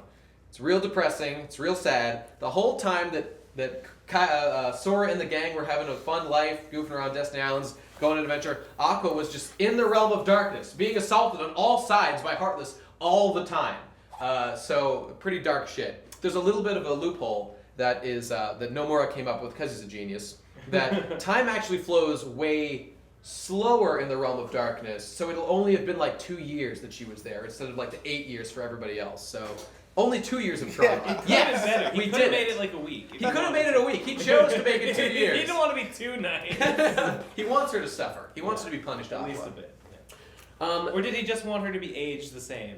Well, she doesn't look any different, and we've already seen what she looks like, so... Wait, so when the fuck does Aqua turn up again? Aqua will turn up, I mean, she has Has she been in the previous games at all? She will show up, her armor does show up in Kingdom Hearts 2 Final Mix, which is just a reference to her existence, but she doesn't herself show up until Birth by Sleep. For 2.8, right? She's in the trailer. Yes, there is a playable section of there's a little bit extra in the final mix version of Birth by Sleep. There's a little extra part where you play as Aqua in the Realm of Darkness, and she's generally okay. You know, she gave her Keyblade to Terranort, but she has Master Ericus's Keyblade that she still has with her, so that's getting some use, and she's able to survive. And it looks like way down here in Kingdom Hearts 0.2, Birth by Sleep, a Fragmentary Passage, which is part of the Kingdom Hearts 2.8 Final Chapter Prologue. There is a section where you play as Aqua leading up to the events of Kingdom Hearts 3. Munchie. Where is Donald Duck? Donald Duck is hanging out with Sora. They're having a great time. I'm so happy. Davoo. When you say Kingdom Hearts fast enough, it sounds like Kmart's. When I say it fast, it sounds like Kmart's. I apologize. I will work to correct that. No, it's great. I love it. Keep it up. Okay. And I think that brings us to basically the end of everything related to Birth by Sleep. Pete's in there. It doesn't fucking matter. Who cares? We can move on. One final note about Pete is that he doesn't matter. The next game release. What makes the best level in Kingdom Hearts 2 happen? Which one's that? The Steamboat Willie level. There's also time travel introduced in Kingdom Hearts 2, which is pretty cool. Yeah. Which will come up later. But so the next game in the series, Kingdom Hearts 3D, aka Kingdom Hearts Dream Drop Distance. So this is a game which takes place truly and fully as basically a sequel to Kingdom Hearts 2. Coded was kind of a mean game. It was okay, wasn't that important, but 3D is pretty fucking important. So things go pretty crazy in Kingdom Hearts 3D. Demerit! Sorry, teach. No listening to shit in class. Okay, so remember the Mark of Mastery exam that Aqua and Terra were trying to do at the beginning of Birth by Sleep that was really important for some reason? Yeah.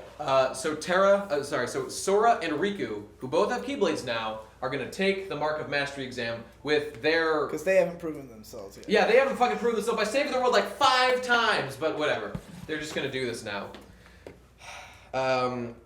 So Master, what's his name? Yen Sid, the guy from the Sorcerer's Apprentice, is going to train them, is going to give them the exam, and their exam is to go into the realm of sleep and to, I don't know, like find some shit. Like they're just sent there to go deal with problems. Like there's these things called nightmares that are fucking up sleep. Go fix it, Ben. Did we ever clarify what the Birth by Sleep was? The Birth by Sleep refers to a few things. It refers to the way Ventus and Vanitas, or Vanitas specifically, was birthed by Ventus' sleep. It refers to how in the end Ventus was put to sleep, and how Sora was kind of born. Sora as he exists now was born from Ventus' sleep and putting his soul into Sora's body. So, there's a couple things that it relates to. Okay. Okay, Dream Drop Distance, right. So they're sent into dreams. They're sent to the world of dreams to go take their mastery exam. That's it. They're just there to take an exam. And they go there, and there's these things called Dream Eaters, which are they're kind of like nice Heartless. Like there's no Heartless in this dream world that Yen Sid sends them into. Who's he sending into the dream world? He is sending Sora and Riku to take their Mark of Mastery exam into the realm of sleep. Okay. That's what he's doing. Just as an exam. That's all. To become Keyblade Masters. That's correct. Okay. To become Keyblade Masters. And when they get there, a strange figure starts to appear, and eventually we see his face. They're just going through. They're just solving problems. They meet the kids from The World Ends With You. That's pretty cool. And eventually they see a strange figure who looks like a young Xehanort. He looks like a young Ansem, really. Or a young Terranort. And so they see him, and he's just doing weird shit. He's making nightmares appear. He's fucking things up. He's causing all kinds of problems. And basically, none of the events matter until we get to the end, when it turns out that what had happened was... Oh, and by the way, in this dream world, Sora kind of got a new costume and looks younger, which actually does matter, because Sora has a big X across his chest, and this is what Davoo was talking about. So, the forces of ill, the remnants of the organization... which do exist because they came back because, it turns out, and this was actually the entire point of Coded, now that I think about it, to find out the fact that when you kill a Heartless and then you kill the Nobody, the dude comes back. That was like the whole point of Coded, to find that out. So knowing that, we know that we killed Ansem Seeker of Darkness, and then we killed Xemnas, that means that Xehanort is back in some form or another. So he's out there. He's out there doing something. And so this game is to take the Mark of Mastery exam in preparation for the big fight that they will have to wage against him. Yensid wants Sora and Riku prepared for that, so they take the exam to get strong. So during the exam, basically, this young Xehanort appears to them and starts fucking shit up. And right, what I was saying about Sora's costume is he's got an X across his chest, which somehow, in a way that doesn't make any sense to me, that X on his chest is like a marker that lets them track where he goes. Why doesn't he just take it off? Because he didn't know. He didn't know that that was a thing. Like, when he entered the realm of sleep, it just got put on him. They did it somehow. Okay. I don't know how, but that's what they did. Wait, who's they? The organization? The forces of that Xehanort, who has been restored, are controlling. Like, the remnants of the organization. Because a bunch of them have been revived now, so they're out there. Yes, Devote. Lightning Fast VCR repair shirt is actually a tracking system. Trying to make sure that anyone who tries to expose the Mike and Jay are going to come for me. They know I'm here. The only thing that matters about the Dream Drop Distance is that you eventually find out that what is happening at the end is that they are attempting to form. Okay, and now we're going to talk about the 7 and 13 thing. Okay, so there was a prophecy. All right, there was a prophecy that 7 lights and 13 darknesses would clash, and when they do, the Keyblade would be formed. Now this hasn't been tested yet, but Master Xehanort's new plan, because this whole thing with the dude of pure light and the dude of pure dark, he's trying to make that Keyblade. He's all about that Keyblade, right? Yeah. So the Organization 13, we now have hardcore retcon to now be about making 13 darknesses under Xehanort's control to act as the 13 just forces of darkness to oppose the 7 light guys, and when 13 and 7 fight, it just makes a Keyblade. Wait, what? Who are the 7 and the 13? Okay, there was just a prophecy that 13 darknesses and 7 lights, when they fight, it'll make the Keyblade. That's it. I thought you just had to get 1 light and 1 darkness. Okay, that's true, but it's really hard to make. That would take years. That would take a lot of years, and it's way easier, apparently, to just get 13 relatively dark guys and 7 relatively light dudes. Sure. And I think they all have to be Keyblade wielders. Not sure about that. Devu, you're at Is there any connection, any coincidence to the fact that 7 and 13 are respectively the most critically praised and critically panned Final Fantasy games? Oh my god! Okay, yes, that's confirmed by me just now. We now learned that sort of the point of Organization 13 was actually just to make 13 dudes. Okay, but there is a special condition to the 13 guys. The 7 lights can apparently be anybody. It doesn't actually refer to specifically the Princess of Light or anything like that. These are just 7 other lights. And I think they all have to be Keyblade wielders. Pretty sure about that. The 13 guys don't have to be Keyblade wielders, but apparently they all have to be the same guy. Okay, so are you following me here? Because they all have to be the same guy. Oh my God. All right, this is canon. They have to be the same guy. Wait, who has to be the same guy? The 13 darknesses all have to be the same. Jeff, yes. So is this where the time travel becomes important? That's correct. Time travel is now super important. Now time travel is introduced. Who says he has to be the same guy? I mean, that's what he's doing. So because he says he has to do it, so I'm just taking him at his word. Okay, he knows best. He knows best, man. Right. He knows best. He's no fool. Yeah, that's right. He's a science guy. He knows. This is why we needed so many fucking Xehanorts. Yeah, that's right. So this is where it all kind of makes sense. There's really no reason for all these Soras, but these Xehanorts are totally important. It all had a purpose, Jeff. Are there enough Soras that all of the Soras could fight all of the Xehanorts? Several of them have died. But, they could probably put together 7 Soras without too much trouble. Just come chop that guy up, Devu. How many Soras does it take to screw in a Xehanort? How many? That's all he's got, folks. 7. Demerit! 7. Yeah, 7. There you go. Okay. So, how we feeling, everybody? I'm feeling simple and clean is the way that you're making me feel tonight. It's hard to let it go. Okay. Totally forgot about that. Me too. It's been like an hour. Okay, we're getting close to the end though. So, okay. The way his plan that is executed mostly in Dream Drop Distance Actually, his plan is to he's creating 13 of himself. And there are some retarded bullshit time travel rules in Kingdom Hearts that don't make any sense, but nonetheless they're there. And it's that you can time travel, but there has to be a version of you at the place you end up in the future.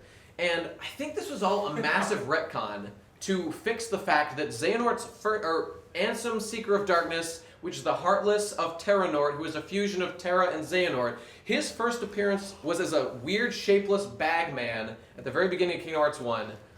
And what this has done is, like, in this game, like 8 fucking games later, they explain why he was a gross-looking bag dude, because only your heart can travel, and there has to be a body there waiting for you. So that was like just his heart at the time, traveling through time. So now we're getting into time travel retcons all over the place.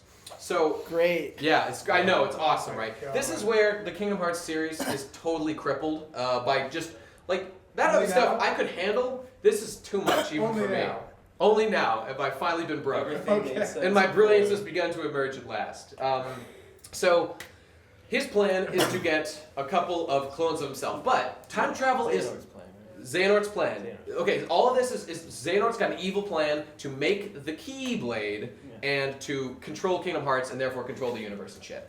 So and the way he's doing that is to make 13 of himself and get 7 light guys to fight against.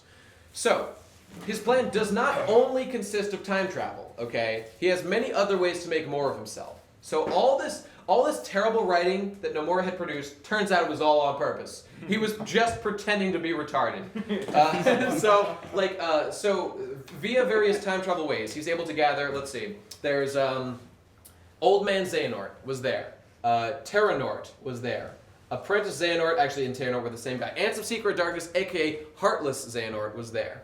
Xemnas, nobody of Xehanort was there. Yes. Again, was Ansem Seeker of Darkness, was that Terranort?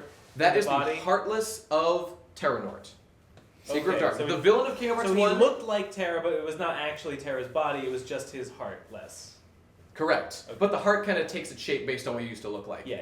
Actually, as one totally... the only Heartless who looks like a dude ever is Ansem, Seeker of Darkness. Yeah. And the theory is that that's because he released his own heart, and it's like nobody rules. Who knows? We have no idea. Okay, the point is, he's summoning Xehanorts from all throughout time and space. As we can see, there's a lot of them to choose from. But the one big kicker of this plan is that he wants the final, most special one of all. He wants Sora to be a Xehanort. So here's where the two combine. Here's where we combine the two into one thing. Okay, it does make a little bit of sense, okay?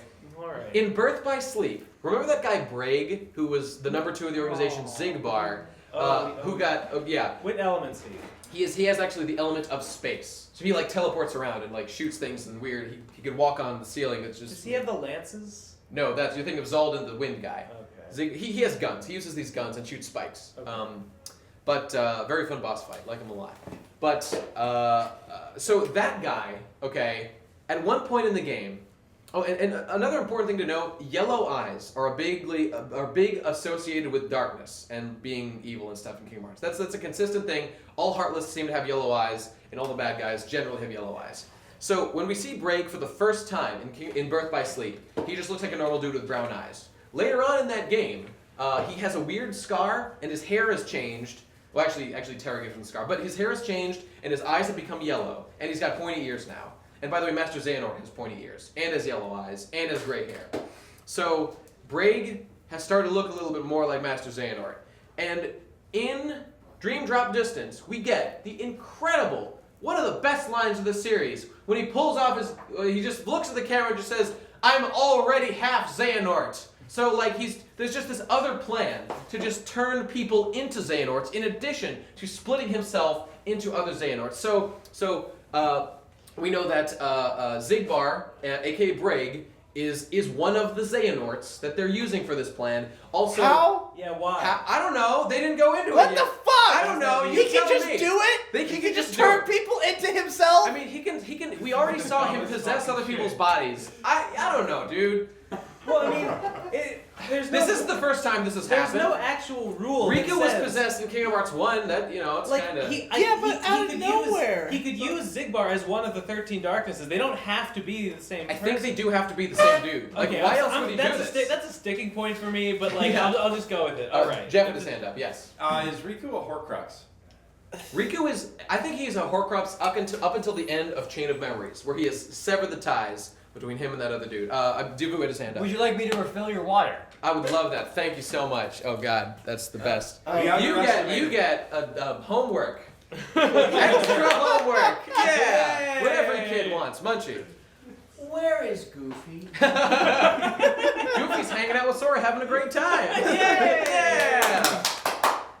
Okay, so actually they're kind of just watching over Sora and Riku's comatose bodies as they're taking this exam. Because this is all in the dream world, remember? This is all happening, this is all in the dream world. What do you mean it's all in it the is dream real. world? Okay, they can just, there's a lot of shit that happens in Kingdom Hearts where they go into like a data world, but it's like basically the same thing as the real world. Because like there's different what's the difference worlds between data and real? We already know that you can travel between worlds in Kingdom Hearts, right? So you can just you can make a virtual world that functions very similarly to just another world in the universe, in the multiverse. And you can just physically go there? If you have the right equipment, yeah. What's up? Is that just an excuse so they can like re-meet Aladdin and he doesn't know who they are because it's a different world? Or does Aladdin always remember them? In the game, well, yeah, like in Chain of Memories, they visit every single world from Kingdom Hearts 1 and no one remembers them and they get to just retread old territory. So yes, in some cases, absolutely. Thank you, Dabu. All right, so how is he gonna make Sora a Xehanort? Oh, okay, and how is Sora supposed to become a Xemnas or a Xehanort? I guess through the same process that Braig went through, whatever that was. And also, there's this other guy, Issa, who is Saix, who also, by the way, was best friends with Axel when they were kids, and they grew up together, and they joined the organization together. So there's like some drama between the two that's actually kind of interesting. We don't really know what's going on with them yet. But Saix is also half Xehanort, or part Xehanort. So he's like another one that's going to be a Xehanort. But don't know what that means, but that's what it is. Munchie. So in DDD, you go to Aladdin Place, right? Yeah, you go to Aladdin's in like every one. Okay, dude, Jasmine's so hot. Extra homework for you, my friend. Okay, okay, so Sora does in fact fuck up real bad and gets captured by the bad guys and is going to be turned into one of the 13 through some process that we do not know. And then Riku is sent on a secret mission. Is it the same process by which Muslim ghosts might have turned the dog gay? I like to think so. Yeah. So Sora has been captured by all the bad guys, and right, that's happening. And by the way, at this point, we see all the 13 seats are filled. All the guys we know and love from this list of Xehanorts show up there. But there's one mysterious one who's like the biggest one of all. We don't know who the fuck that is. But other than that, there's like young Xehanort, old Xehanort, everyone on the list. They're all there. But Data Riku?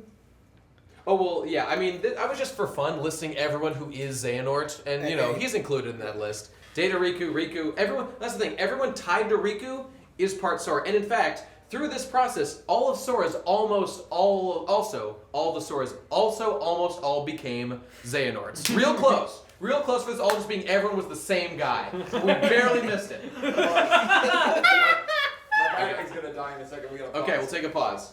There's just two things that aren't each other, and that's what light and dark are. That's pretty much it.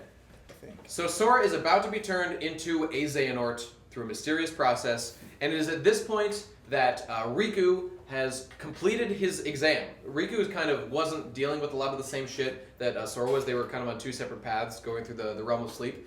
And Riku has woken up and is like, hey, I completed my exam. And then Yen Sid, in a really bitch move, is like, Riku, I know you completed your exam, but I'm going to give you an extra bit you have to do. I'm going to give you extra homework. You have to go rescue Sora as part of your exam. He just adds fucking criteria to this fucking exam. There's no rules. It's totally bullshit. Free-for-all. It's a free-for-all. It's not cool. But in any case, Riku infiltrates that shit, successfully defeats young Xehanort, was kind of the guy who was controlling the whole time travel operation. Defeats him. Xehanort's current plan to assemble 13 Darknesses right now gets fucked up, and they all kind of just go back to their timelines individually. and Sora is of their rescued. own will, or just like okay, they there's like a disappear? weird combination of like prophecy and like people initiating time travel. Like this is very much the solid block time travel thing, where like you can't control time travel. It like just happened, and things just didn't work out the way they wanted, so it just went back to the way it was. Everyone just left because they didn't reach the criteria to make the 13 union happen or whatever. So he's just gonna try again later, hopefully in a way that doesn't involve fucking time travel. I don't know. We'll see. We'll see in Kingdom Hearts 3 probably. Why would some of those guys go back to their timelines? Well, a bunch of them where were they fucking lose. Well, they have no choice. They have no choice. Because remember I said time travel is really finicky in Kingdom Hearts. So if they failed this, they just automatically go back, like no matter what. That's correct. That's correct. This was all to make this one thing happen, and it didn't happen, so they all went back. Yeah, it was like a weird prophecy thing. It was totally bullshit. Yeah. But in the end, so they win. They leave the realm of sleep. I don't think that'll ever be addressed again. It's totally not important to the series as a whole. But and this was Dream Drop Distance? That's correct. This was all the events of Dream Drop Distance. All right. So, thank God it's all behind us. having finished their exams, they both technically did finish their exams. Riku and Sora both face Yen Sid, and Yen Sid says, Sora, pretty good job, not good enough to be a Keyblade Master. Riku, you went above and beyond, you have completed everything I told you to do, so you are a Keyblade Master now. And that's cool. And by the way, so he is a Keyblade Master. We have no idea what that means, but he is one now. And incidentally, Axel was one of the people who was revived when his Heartless apparently had died. His Nobody got killed in Kingdom Hearts 2. He has revived and he has shown up again, and he's here helping Sora and Riku.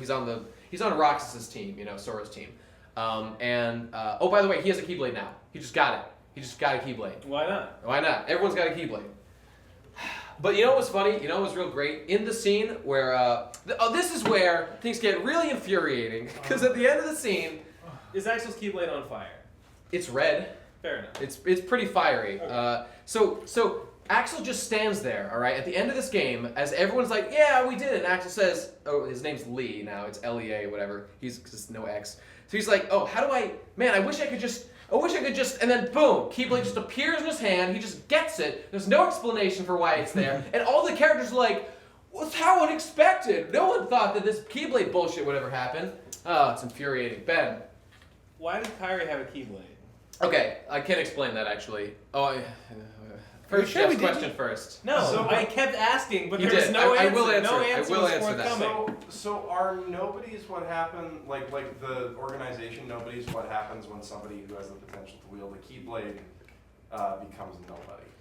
Well, potential to wield a Keyblade is worthless now, and anyone can do it. But what it really is it's if you had a strong heart, is what they say is the reason. If you had a strong heart, a really, really strong one, then you retain your form when you turn to a nobody. Which is also how you wield a Keyblade, is you have a really strong heart. That seems to be the case, so yes. So, okay. But that wasn't originally. In Kingdom Hearts 2, that wasn't the reason. But in Kingdom Hearts 1, that was the reason. It was the reason in Kingdom Hearts 1. So to answer Ben's question, why did Kairi get a goddamn Keyblade? Okay, same reason why Riku got a Keyblade in the first place.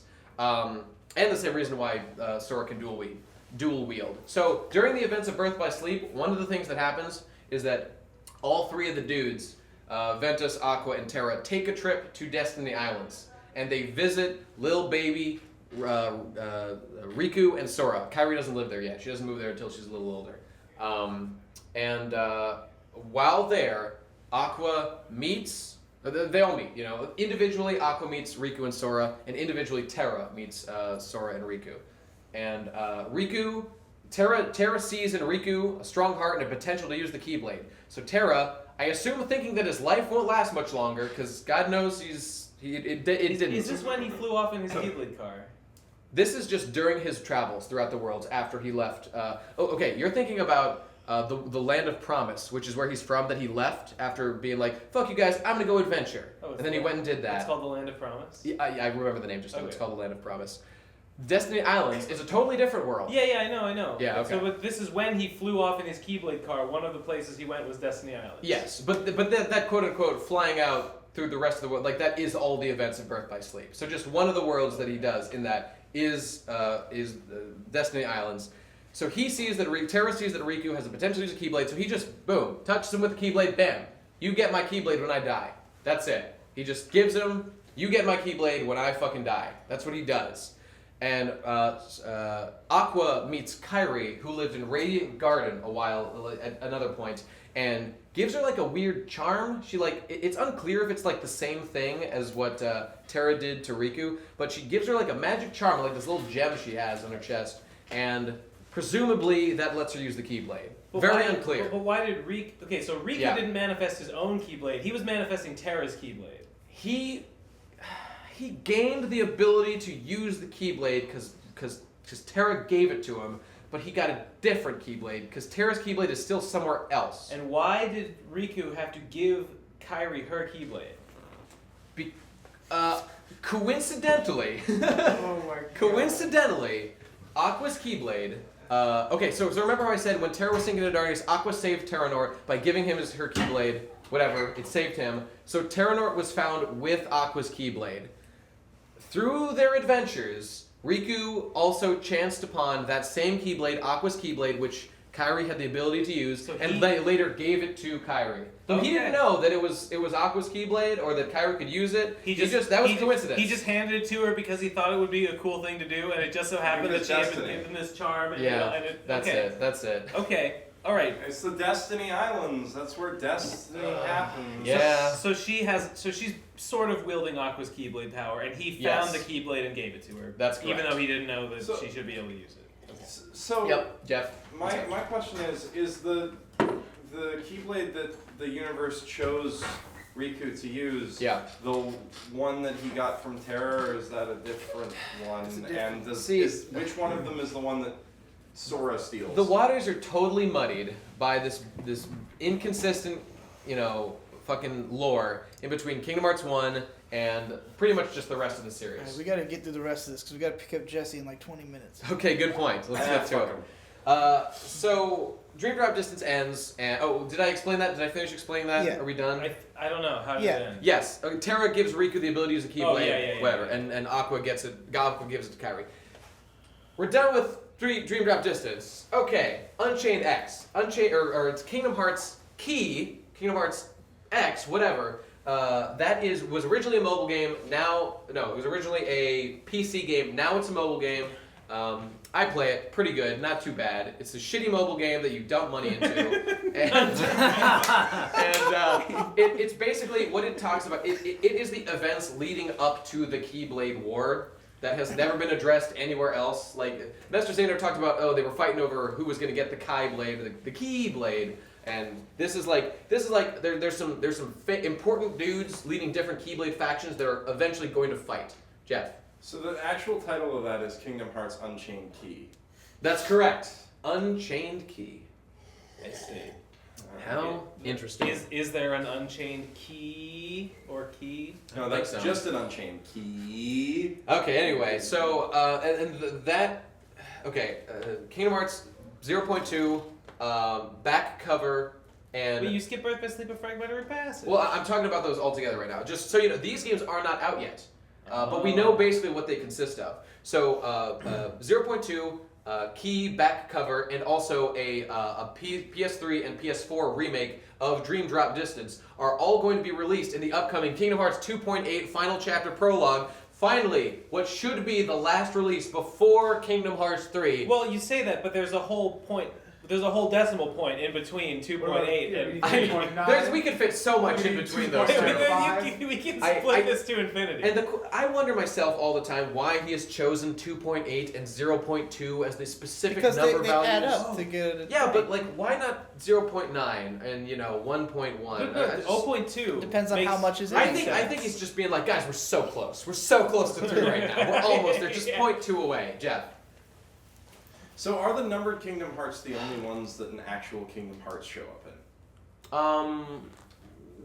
I think actually that's true. No, Birth by Sleep, which you could call it Kingdom Hearts 0 though, and it does show up in that too. In fact, only the real Kingdom Hearts ever shows up in Kingdom Hearts Birth by Sleep. That's the only time that the real one What about is one? visible. Don't they see? I mean, there's like, you see mysterious things through a door, kind of. You can't really see it. You just, it's the implication that it's affecting things. Okay, let's wrap this thing up though. So, important thing to know about all of this is that this is just, Nomura has gone out of his way to say, this is just the Xehanort Saga of Kingdom Hearts. And once Kingdom Hearts 3 happens, that is the conclusion to the Xehanort Saga, and will continue the adventures of Sora outside. He will always be the protagonist. Xehanort will be done, and we'll start this whole thing over again into the with Keyblade something War. else. Into who the fuck knows what's going to happen. After 3. After 3. That, well, hey, maybe before. He could do a prequel. Who the fuck knows what's going to happen. But, yeah, I mean, Xehanort Saga. the Xehanort, this is all the Xehanort Saga, all this up to 3. That's what all this was for. Jesus. And by the way, just so you know, back cover is like, it's sort of like a movie that expands upon what happens in the Unchained Key, which is just like the events leading up to the Keyblade War. It's like a movie about that. And then 0.2, Fragmentary Passage, is a little Aqua side story that's like a little mini game where you go and you do some stuff in the Realm of Darkness leading up to Kingdom Hearts 3. And in Kingdom Hearts 3, we will need to see resolutions too. Oh, and by the way, a big thing that's been said leading up to Kingdom Hearts 3 is that Sora will save everyone. He is going to save everyone who has felt pain, who has been hurt. So we're talking about Roxas. We're talking about Namine. We're talking about Data Sora. We're talking about Riku Replica. We're talking about every single person in this fucking list. They're all going to be saved in some way or another. It's really unclear what that means. Like, how could Roxas and Sora exist at the same time? I don't know. In fact, it was perfectly explained at the end of Kingdom Hearts 2. That's the least of our concerns at this point. It's very. There's a lot of shit. I don't know how it's gonna work. I want to know about those 13 guys that didn't come back. Yes. I want them to come back because some of them. Oh, you're talking about all the 13 Darknesses. Yeah. Yeah. No, I'm talking about the Organization 13s, the ones that didn't get resurrected yet. I don't think Nomura really gives a shit about like Marluxia or Luxord or all the ones he didn't like. He has shown what every because all the organization core members were the apprentices of Ansem the Wise originally. They have all been shown to be alive. We have not seen like a bunch of the other numbers that are up higher, like Larzine. I don't know what the fuck's happened to Larzine. She's probably alive. Because why would you throw away a perfectly good character design? There's just no reason. You could just recycle her. But everything left is speculation about what we're going to see in Kingdom Hearts 3. And now you're ready to go. Oh, questions. Okay, there they go. Jeff. How much money do you think Tetsuya Nomura has saved on character design over the course of all these games? He has saved time and money by reusing the same characters over and over and over again. It's elegant. It's simple and elegant. Rhymes, it's simple and clean. It is simple and clean. Digi. How many of these are worth playing? The only ones worth playing. Okay. If you care about the story, stop right there. Don't do that. We're only in this for the Disney. Some of these are legitimately fun. Okay, Kingdom Hearts 1, absolutely worth playing. Story's actually pretty good. Play that game. Chain of Memories, don't play the Re-Chain of Memories, has pretty fun card combat, kind of a gimmick. I liked it a lot. Kingdom Hearts 2, Final Mix Plus, best game ever made. Everyone play that game. Story starts to get completely ridiculous, but still manages to pull out a really solid narrative out of it. Coded, skip it. 358, totally skip it. Birth by Sleep, if you care about the story, play it. Otherwise, don't. Not that good. Dream Drop Distance, totally skip it. Key, it's a shit game. Don't play it. This 2.8 might be cool. I'll let you know after I play it. So play 1, 2. Isn't that funny? The good ones are 1 and 2. What do you know? What about Chain of Memories? I do like Chain of Memories, but like it's really repetitive, and the card game battle doesn't really justify the long ass runtime and repetitive levels. Munchie, his hand up first. Munchie? I have 2 questions. Yeah.